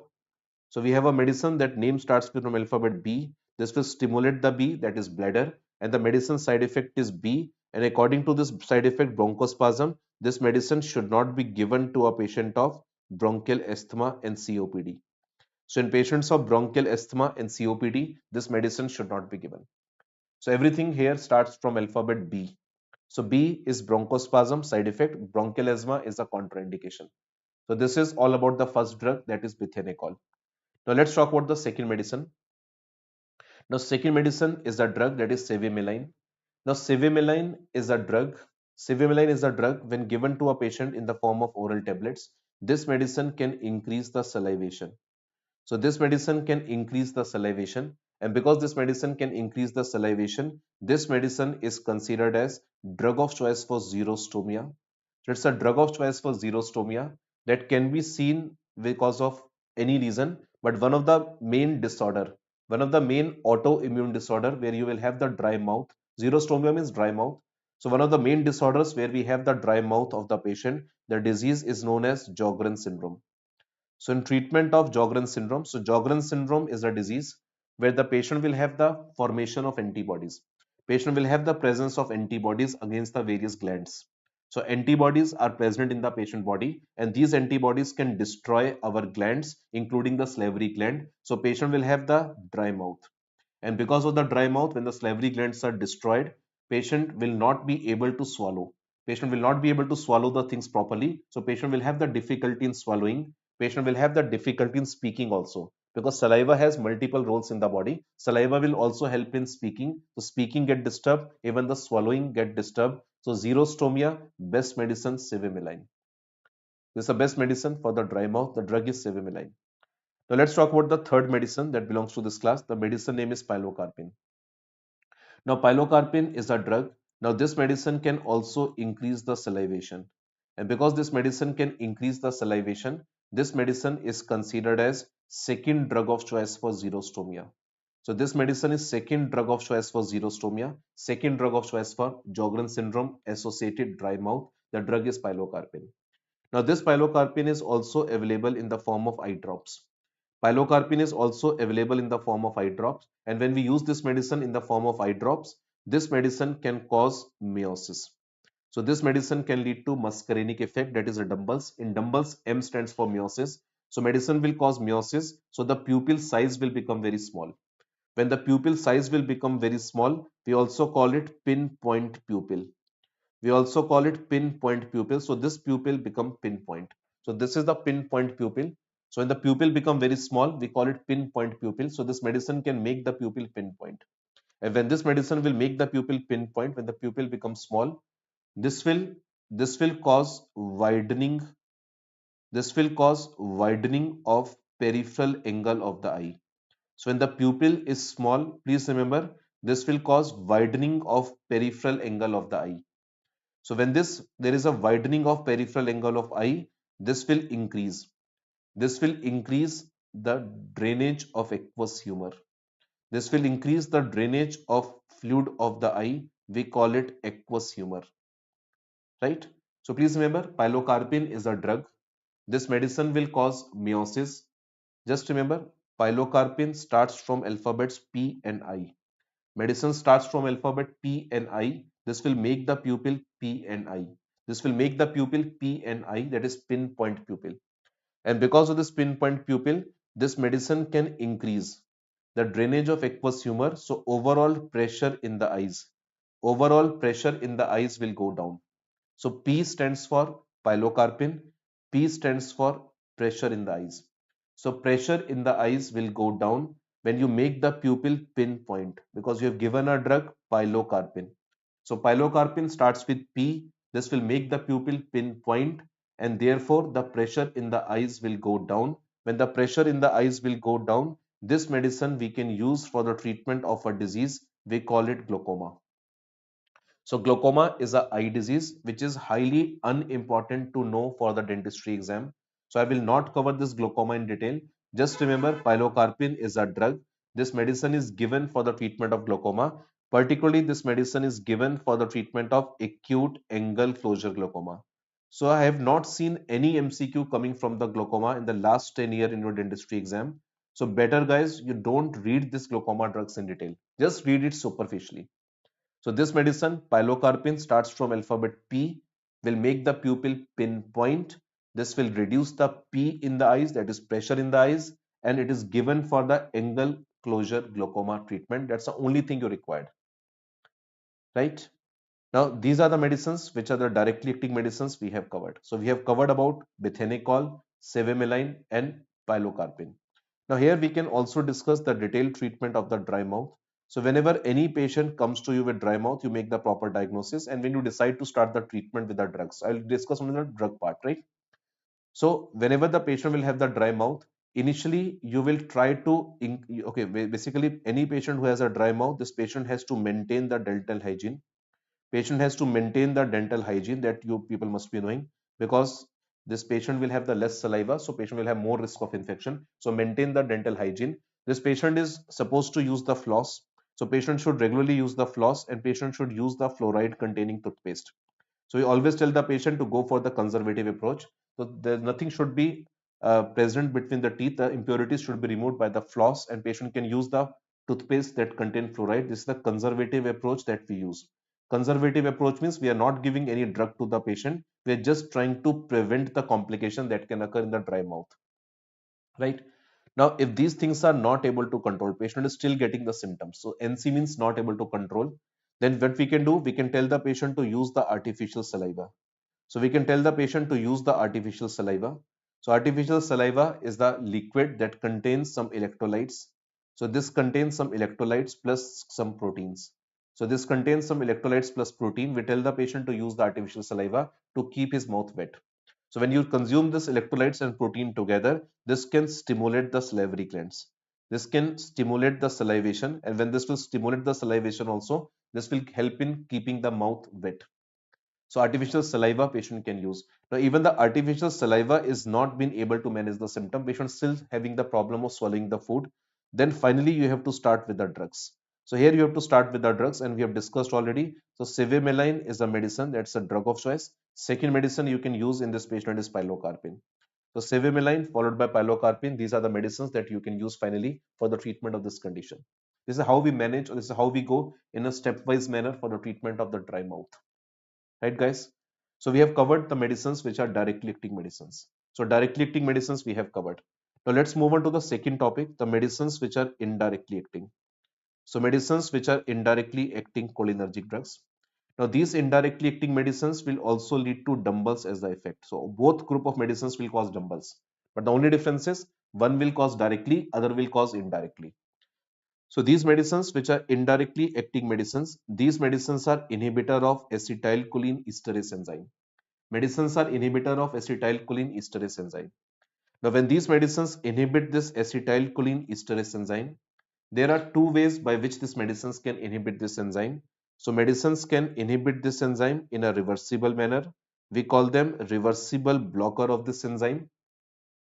And there are some drugs which are irreversible blocker. So some medicines are reversible blocker of this enzyme. The other medicines are irreversible blocker of this enzyme. So some medicines are reversible blocker, some medicines are irreversible blocker. So we're going to start with the first group of medicines, medicines which are reversible blocker of acetylcholine esterase enzyme. So the medicines which are reversible blocker, guys, please remember these medicines will form electrostatic bond. These medicines will form electrostatic bond with the enzyme, and that is easy to be broken by the body mechanism. But the medicines which are irreversible blocker, these medicines will make covalent bond. So these medicines can make covalent bond with the enzyme. So they are the irreversible blockers. So irreversible blockers will form covalent bond, and reversible blockers will form electrostatic bond. So if we talk about the medicines first, which are reversible blocker. Now these medicines which are reversible blocker of acetylcholine esterase, these medicines will increase the level of acetylcholine in the body by inhibiting acetylcholine esterase enzyme for at least for some time, because after some time medicines action get reversed. Now this acetylcholine can stimulate three receptors that we have already covered. So this acetylcholine can stimulate nicotine N receptor. This can stimulate nicotine M receptor, and this can also stimulate muscarinic receptor. So now this acetylcholine can stimulate nicotine N, nicotine M, and muscarinic receptor. So let's start with the first one. So when this acetylcholine stimulate nicotine N receptor, patient's central nervous system gets stimulated. Patient's central nervous system gets stimulated, and for this central nervous system action, the medicine has to cross, the drug has to cross blood-brain barrier. So the medicines can cross blood-brain barrier. So please remember, guys, the medicines which can cross blood-brain barrier, medicines which have action on central nervous system, please remember these medicines have tertiary structure. What is this tertiary? Don't go in detail. Just remember the medicines have tertiary structure. Now, because of their structure, these medicines are capable of crossing the blood-brain barrier.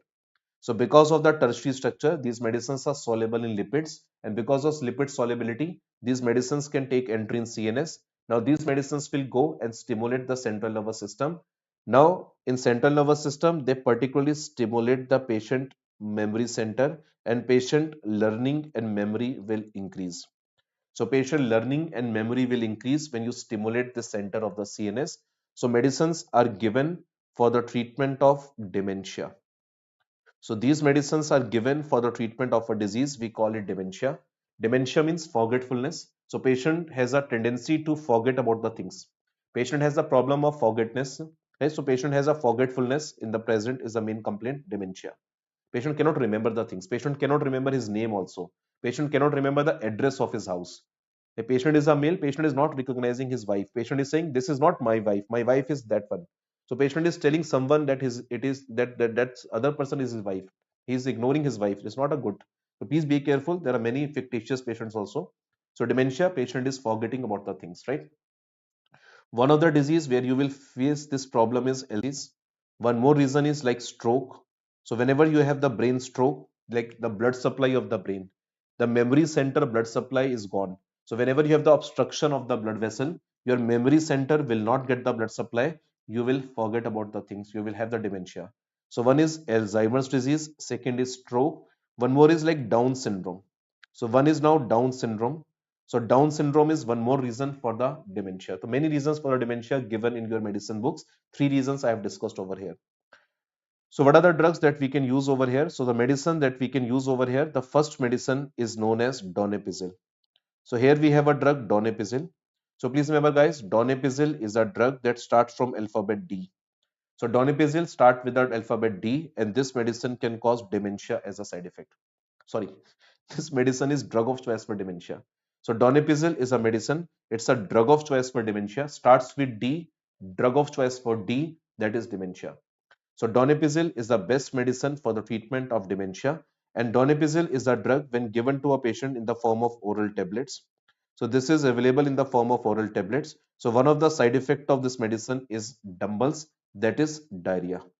So this medicine, one of the important side effect is diarrhea. So diarrhea is one important side effect of donepezil. So D stands for donepezil, D stands for donepezil, D stands for diarrhea, D stands for dementia. So donepezil, best medicine for dementia, right?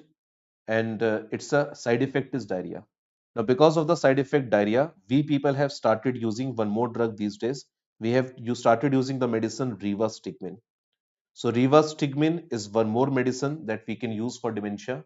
Now rivastigmine is a drug here that is given in the form of skin patch.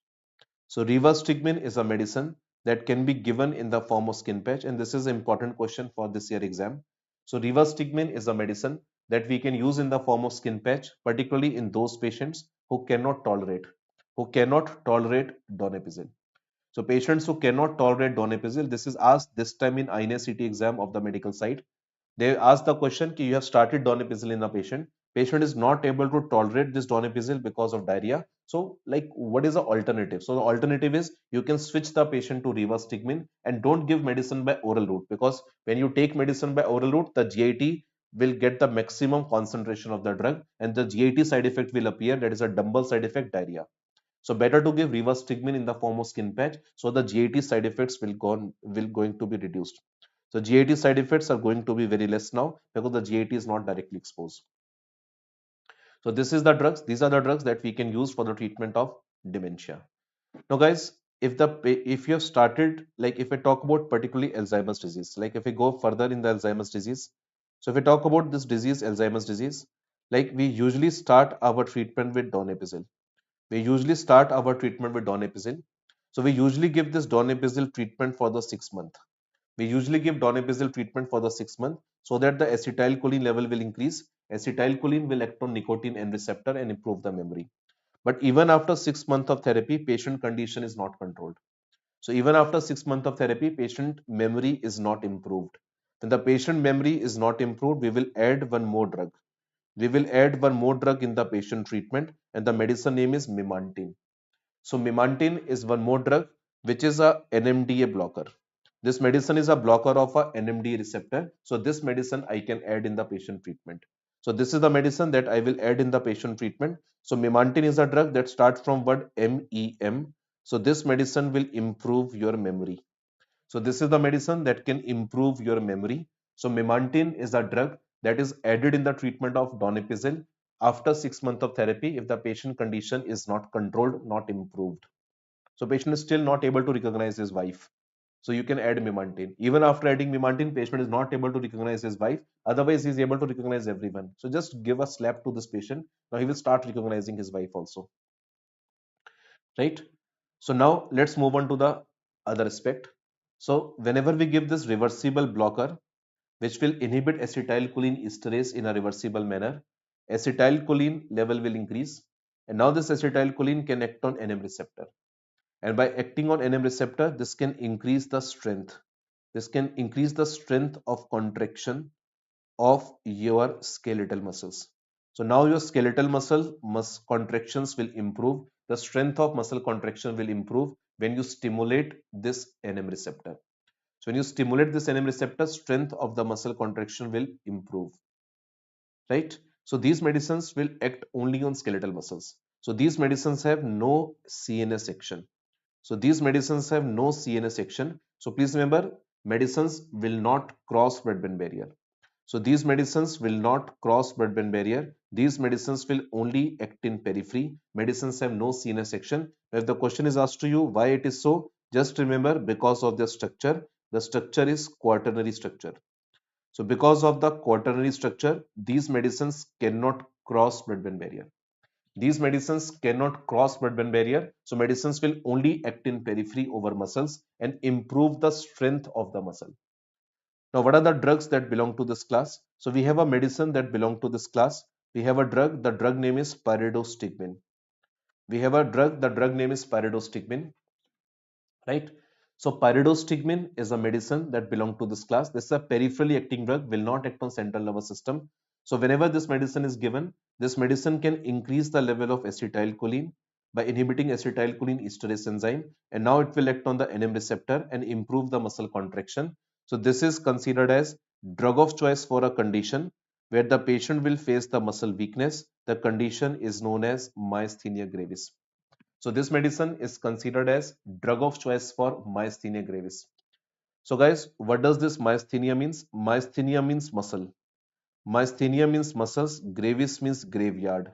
So the patient muscle is in graveyard. So myasthenia gravis means the muscle is in graveyard. The muscle is almost dead. The muscle is not able to contract. So pyridostigmine can improve the muscle strength by increasing the level of acetylcholine. So pyridostigmine is drug of choice for myasthenia gravis. Right? Now we have one more medicine belong to this class. The medicine name is neostigmine. So medicine name is neostigmine. Now regarding a neostigmine, guys, please remember one important point. Neostigmine is a drug which has a fast onset of action in the body. So neostigmine is a drug which has a fast action in the body. And because of the fast action in the body, this medicine we can use in acute emergency. So this medicine I can use for the treatment of acute emergency where you want to improve the patient muscle strength acutely. If you want the fast improvement of the patient muscle strength, like patient is in emergency and you want the fast improvement of the patient muscle strength, then this is the preferred medicine for that condition. For example, whenever patient is bitten by cobra, so whenever patient is bitten by cobra, now cobra is a snake, guys, you must be knowing, right? So whenever the patient is bitten by this cobra, so cobra venom. So cobra will release the venom in the patient body, and this venom is the one that will block the neuromuscular junction. So venom of the cobra can block the neuromuscular junction. Patient will have the muscle weakness. This is an acute emergency. So the moment patient will come to you, first of all, you will give anti-snake venom. First of all, you will give anti-snake venom to the patient. Now, after giving anti-snake venom, you can give the second medicine as neostigmine. So neostigmine is always given after giving anti-snake venom. So anti-snake venom you will give first of all to neutralize the venom. Then you will add neostigmine in the patient treatment for the fast recovery of the muscles so that the patient can gain the strength at a very fast speed. So it is given for the treatment of cobra bite. Second, like we people have discussed already, skeletal muscle relaxants, right? So skeletal muscle relaxants are the medicines which are the curiums and the curare, if you remember. So curiums and the curare are the skeletal muscle relaxant. So these medicines are used during surgery. So these medicines are used during surgery to paralyze the patient limbs. So medicines are used during surgery to paralyze the patient limbs so that the patient cannot move his limbs during the surgery. So we call them skeletal muscle relaxant. Now after the surgery is completed, you want to reverse the action. You want to reverse the action of skeletal muscle relaxants. So skeletal muscle relaxants are the curiums. They are the blocker of neuromuscular junction. But after the surgery, you want to reverse the medicine effect because you want that patient should able to use his limbs by his own. Patient should able to breathe. Patient should able to move his limbs. Patient can walk. Patient can be discharged. The basic concern when you work in a government hospital, you don't want that bed should remain occupied. You want to discharge the patient always in a government setup. So you want the reversal of the skeletal muscle relaxant. So you want the fast action. So you will use neostigmine. So neostigmine is a drug of choice for this condition. It's the best medicine for the reversal of curiums and curare. Now, this medicine can be given for in myasthenia gravis. Medicine can be given in myasthenia gravis as an alternative to pyridostigmine. So, as an alternative to pyridostigmine, I can use this medicine for the myasthenia gravis also. The drug name is neostigmine. I can use this medicine as an alternative of pyridostigmine in treatment of myasthenia gravis.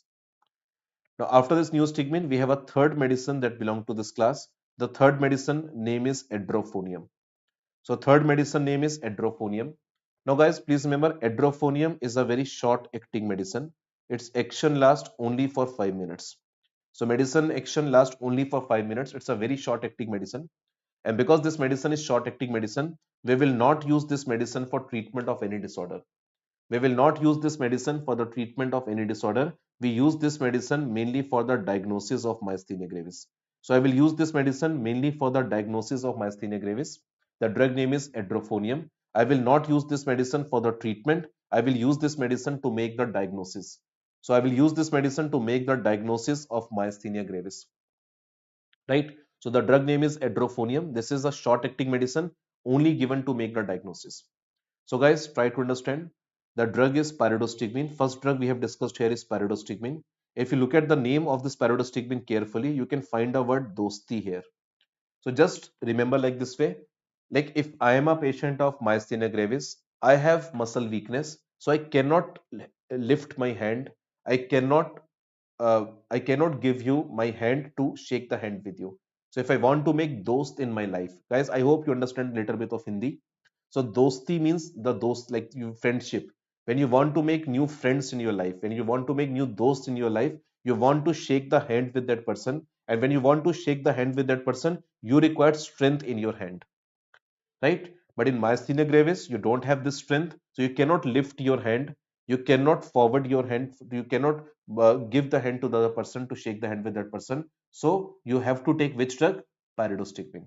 So pyridostigmine is a drug which has the word dosti in its name. So if you want to make new dost in your life, you have to take pyridostigmine. It's a drug of choice for myasthenia gravis.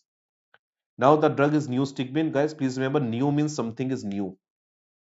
So new means something is new. So this medicine is a new drug. So please remember, anything which is new, like you people are new generation. I am an old generation person. So you are the new generation person. So anything which is new is always fast. So you people are faster than me.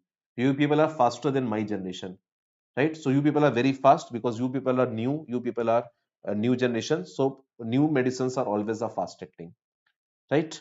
So edrophonium, I don't have any mnemonic. In case you can make the mnemonic, you can remember like this way. This medicine action will end soon. So this medicine action will end soon, or you can remember this word drop. So you can see the word drop. So this medicine action is drop. So medicine action get drop very fast. So medicine action get drop in the body at very fast rate. It is mainly given for diagnosis of myasthenia gravis. So three medicines we have covered, which will act on uh, skeletal muscles, improve the strength of the skeletal muscles. Now let's talk about the third medicine. So whenever we inhibit acetylcholine esterase enzyme, acetylcholine level will increase. This will stimulate muscarinic receptor at both location. So this will stimulate muscarinic receptor in periphery, as well as this will stimulate muscarinic receptor in CNS. So this medicine, which is able to act on muscarinic receptor in CNS, it means medicine is capable of crossing the blood-brain barrier. So medicine has which type of structure? So I will say this medicine has again tertiary structure. So this medicine again has tertiary structure, which can directly stimulate which can indirectly stimulate muscarinic receptor in periphery as well as the CNS. So we have a drug over here. The drug name is physostigmine. So we have a drug over here. The drug name is physostigmine. Now this is, guys, bit confusing. You can see we have a drug known as pyridostigmine. We have a drug. The drug name is physostigmine. You can see the medicine name is physostigmine. Here we have the word sosti. So guys, if you understand Hindi, sosti means susti, like drowsiness. When you are feeling lazy, when you are when you're drowsy, you don't feel like doing something. You don't feel like doing work. So sosti is a word that we use. Susti is a word like from the Hindi. Guys, do you know these words in Hindi like sosti, susti? Or I'm just, I mean, speaking the words like this way only, and you're saying, "Ke sir, arey sir, what are you saying?" We don't know what is Susti. We speak only Tamil. We speak only Malayalam. We don't know what is Susti. So people understand these words. Like if I say Susti. So physostigmine is a drug that can cause Susti. It means this medicine has CNS depressive property. So this is the medicine which has a CNS depressive property. This medicine is different from the pyridostigmine that will make those in your life. This is peripherally acting. Physostigmine will give you Susti. This will cause CNS depressant property. So physostigmine is a drug. This will stimulate the muscarinic receptor everywhere in the body. So this is a drug of choice for anticholinergic poisoning. This is the antidote of choice for anticholinergic drug poisoning where the muscarinic receptor is excessively blocked. So anticholinergic poisoning where the muscarinic receptor is excessively blocked, where there I can stimulate this receptor by giving a medicine like physostigmine. Now, there is a drug which is a classical example of anticholinergic. The drug name is atropine, right?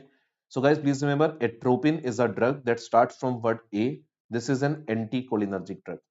Atropine is an anticholinergic medicine. So, whenever the patient will have the anticholinergic poisoning, all muscarinic receptors are blocked. You want to open this receptor, you have to give the medicine physostigmine to this patient. So, atropine poisoning, anticholinergic poisoning, physostigmine is a drug of choice for that condition. Now, atropine is a drug that we get from a plant that is known as belladonna plant. So, this poisoning is also known as belladonna poisoning. So, atropine is a drug that we get from this plant. The name of the plant is belladonna. Belladonna means beautiful lady. So, there was a time in history when the beautiful lady used to keep atropine drops in their purse, in their side purse, so that whenever they used to feel the danger, they used to mix the atropine drops in the patient in the person drink, and when person used to take that drink, person used to die on the table. Can you imagine? It's such a toxic medicine they were using. So beautiful lady poisoning, belladonna, beautiful lady poisoning. So what these beautiful ladies used to do, they used to mix this atropine drops in the person drink like whiskey and the rum, right? And now the patient will die after having that drink. So this was the poisoning. But in India, we don't call it belladonna because in India, all girls are beautiful. So we don't need to say that this is beautiful girl poisoning. We just call it datura poisoning. So anybody who will kill you is known as datura instead of the beautiful ladies because all ladies are beautiful here. So datura poisoning. So we call it datura poisoning. So datura is a wild fruit. The extract of that fruit contains atropine. So if patient will consume this medicine by mistake, patient consume the datura fruit by mistake or datura fruit extract can be mixed with the patient food in a purpose of committing the crime. Like if you want to murder someone, you can mix this datura extract in his food so that whenever he will consume, he will have the anticholinergic poisoning. So anticholinergic poisoning, datura poisoning, belladonna poisoning, atropine poisoning, the best medicine to be used here is physostigmine. So please remember, in all this poisoning, patient's CNS gets stimulated. When the patient's CNS gets stimulated, patient can have the hallucinations. Patient can have the hallucinations, and therefore the presentation of the patient can be the hallucination. So here you want a drug that will give you susti. Here you want a medicine that will suppress the CNS, and this medicine is your physostigmine. So physostigmine is a medicine that you can use for the treatment of this condition. Right, guys? So these are the medicines which are the reversible drugs we have covered. So let's summarize everything. So we have started with the medicines which are indirectly acting. So these medicines can also lead to dumbbells as the effect in the body. Now, how these medicines can lead to dumbbells as the effect in the body? By inhibiting acetylcholine esterase enzyme. So medicines inhibit acetylcholine esterase enzyme so that the level of acetylcholine will increase in the body. Now there are two ways by which medicines can increase acetylcholine: by reversibly inhibiting the enzyme or by irreversibly inhibiting the enzyme. So reversible inhibitors we discuss first.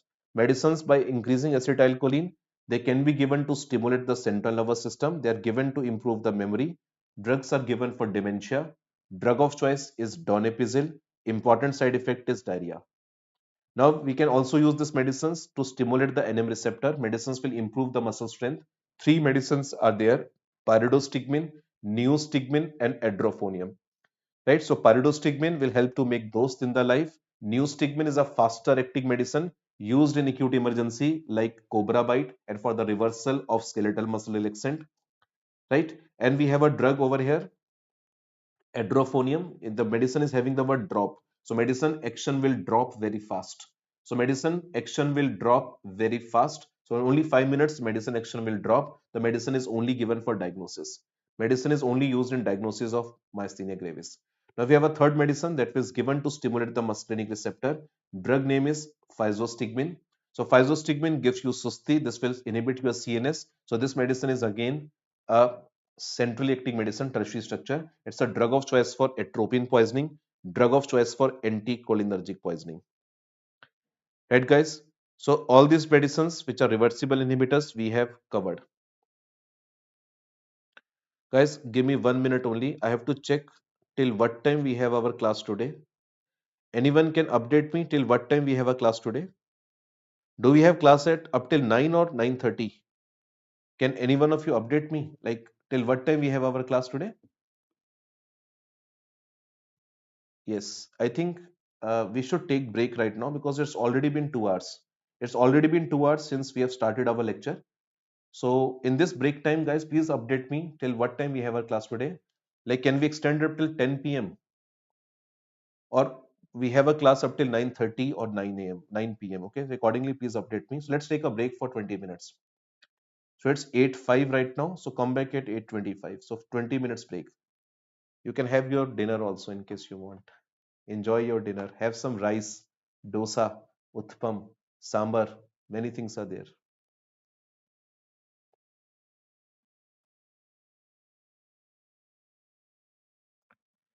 In case you people have any doubt, you can WhatsApp me on this number. You can WhatsApp me on this number in case you have any doubt. And you can also join this group, Telegram group of me, Dr. Saurabh Bhatia Pharmacology. Right? You can also join this group in case you want. I'll put a link in that in your group. Okay, guys, take care. We'll meet after 20 minutes.